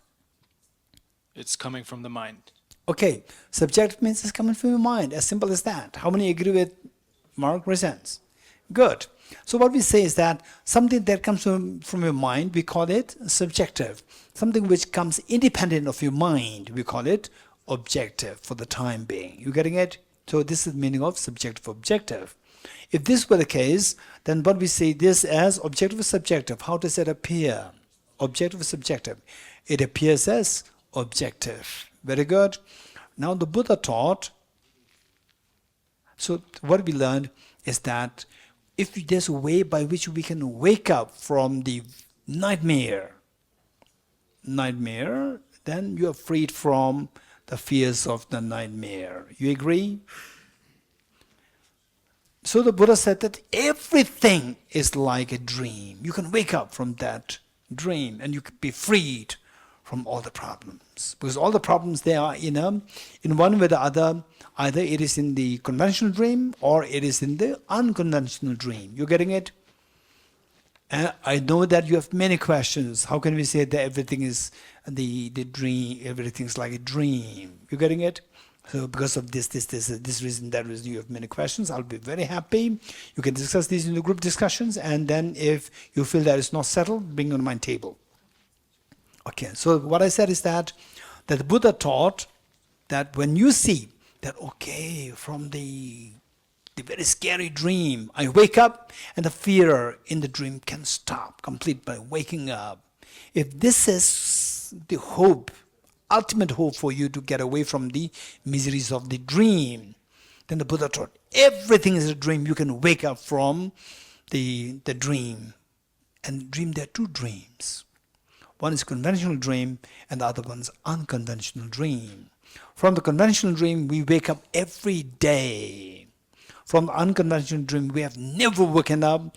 The indication is that we continue to suffer. The fact that we suffer means we fail to realize the dream as dream. You getting it? We fail to realize the dream-like, the waking state as a dream-like. We see them as objectively real. We don't see them as subjectively real. On the contrary, the Buddha taught that everything is subjectively real. Nothing exists as objectively real. So what would be your next question? So yes, over there, gentlemen. What would be your question? Maybe it's for the discussion groups, but what evidence is there to think that we're living in a dream? What evidence? In other words, what's your name? My name is Shaked. You can call me Shak. Shak. So what Shak is saying is that what evidence is there? Or in other words, how can we know? How can we prove that everything is like a dream? This is a very serious question. You're getting it? So, from what we have learned from the four seals, all composite things impermanent, all contaminated suffering nature, and the question is whether or not we can be freed from this suffering, enormous suffering. Answer is yes. What's the solution? How to get away from the suffering? By getting rid of the root of the suffering. What is the root of suffering? Self-grasping ignorance. So how to get rid of self-grasping ignorance?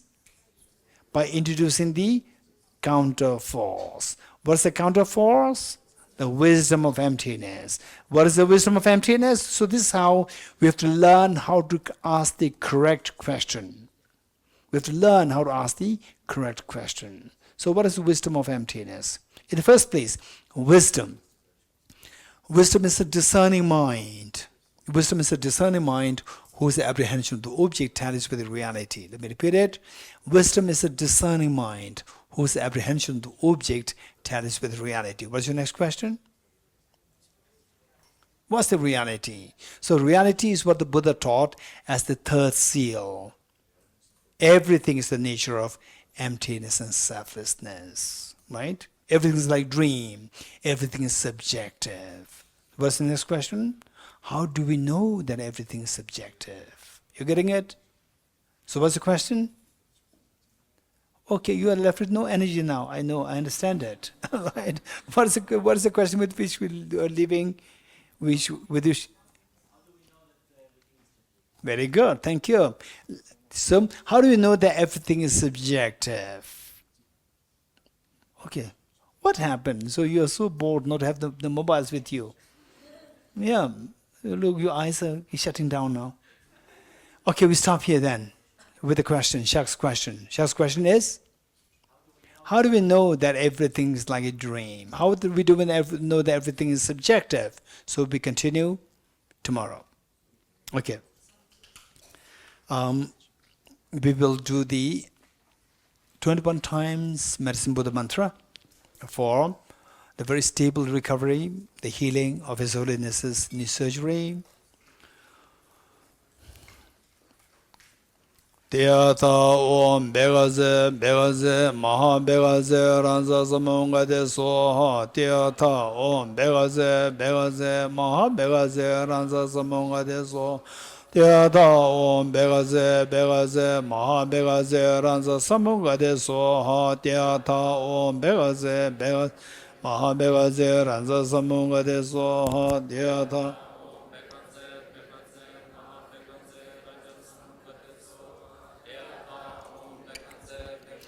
Mahabhegaze Ranza Samunga de Soha Tiyata Om Begaze Begaze Ranza Samunga de Soha Tiyata Om Begaze Begaze Mahabhegaze Ranza Samunga de Soha Tiyata Om Begaze Begaze Mahabhegaze Ranza Samunga de Soha Om Begaze Begaze Mahabhegaze Ranza Samunga de Soha Tiyata Om Begaze Begaze Mahabhegaze Ranza Samunga de Tiyata Om Begaze Begaze Mahabhegaze Ranza Samunga de Soha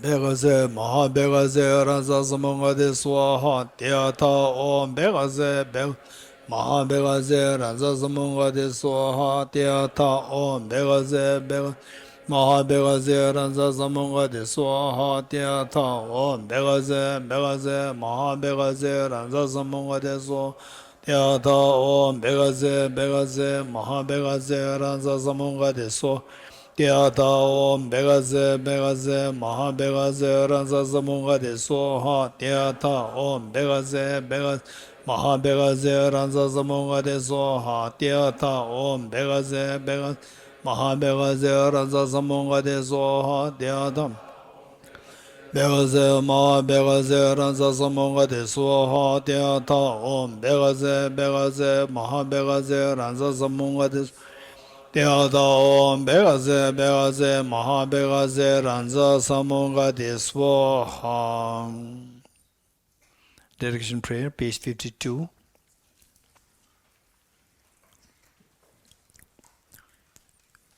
Page 52. I dedicate the merit thus gathered towards the realization that is in the prayers of Buddhas and Bodhisattvas of 3 times, and to the upholding of the doctrine, scripture, and insight. In all lives treat the fault this merit, never separate from the 4 wheels of the mind, a vehicle, and accomplish all the stages of the path, renunciation, bodhicitta, perfect in the 2 stages. From my 2 collections, vast space that have amassed from working with effort at this practice for a great length of time, may I become the chief leading Buddha for all those whose minds wisdom eyes blinded by ignorance. Tiyata Om Gati Gati Paragati Parasam Gati Bodhisattva Tiyata Om Gati Gati Paragati Parasam gate bhati svatyata Om gate gate Paragate Parasam gate bhati svaha.